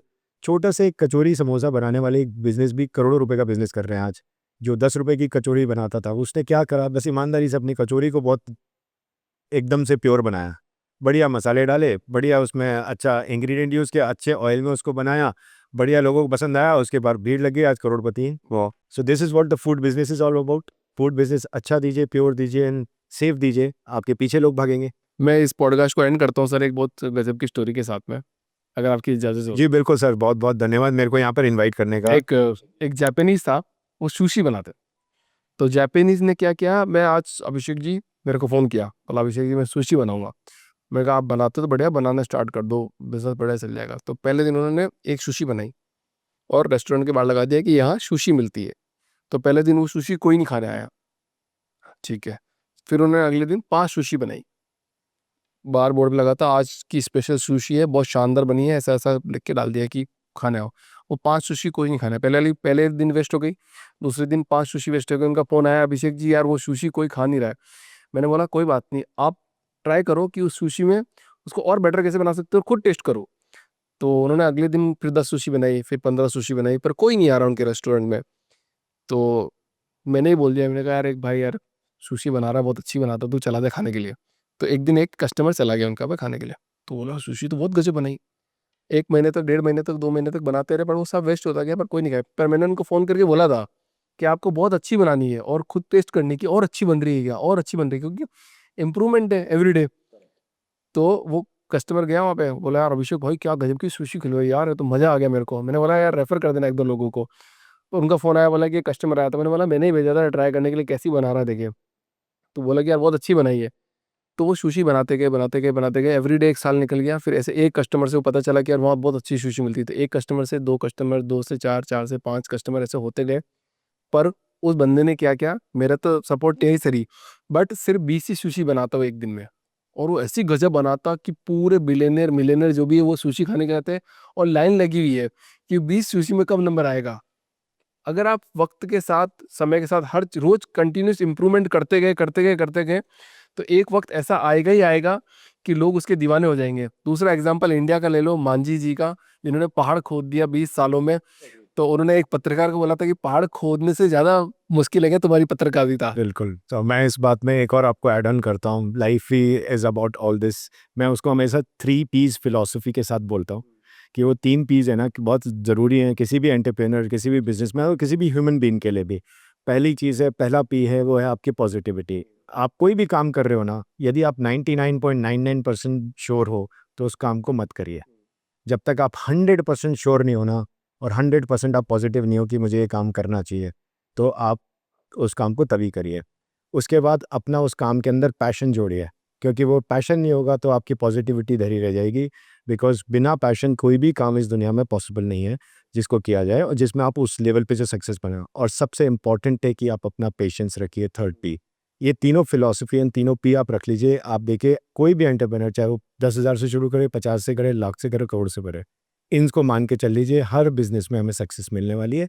हर बिजनेस हम अच्छे तरीके से ग्रो करने, और this is the right way of living life also at the same time. I think it's an wonderful experience for me again meeting you as in person. जो मज़ा आपके साथ बैठ के आता है मैं पॉडकास्ट से ज़्यादा आपसे मिलने के लिए खुशी में आता हूँ। यहाँ पर अपनी टीम को ही बोलता हूँ, यार मेरे को कोई ऐसा मिला है फर्स्ट टाइम लाइफ में जिनके साथ बैठ के बात करने का मन करता है कि इनके साथ बैठूँ, इनके साथ बात करूँ, इनके साथ डिस्कस करूँ। सो मोर ओवर मैं डिस्कशन के लिए आता हूँ। आपका पॉडकास्ट बन जाए वो बात अलग है, but yes it's my true honour to you that you are doing a good work. बहुत दिल से आपके पास यहाँ पर इस पॉडकास्ट को शूट करने के लिए आए हैं और उम्मीद करता हूँ कि इसी तरीके से आप ग्रो करते रहिए। और मैं नेक्स्ट भी प्लान बता दूंगा आपको कि नेक्स्ट कब आऊँगा, मिलने आऊँगा आपसे पॉडकास्ट के बहाने। बिल्कुल। बहुत अच्छा लगा अभिषेक थैंक जी यू सो आपसे मच, मिलकर। मजा आ गया थैंक सर। यू, धन्यवाद।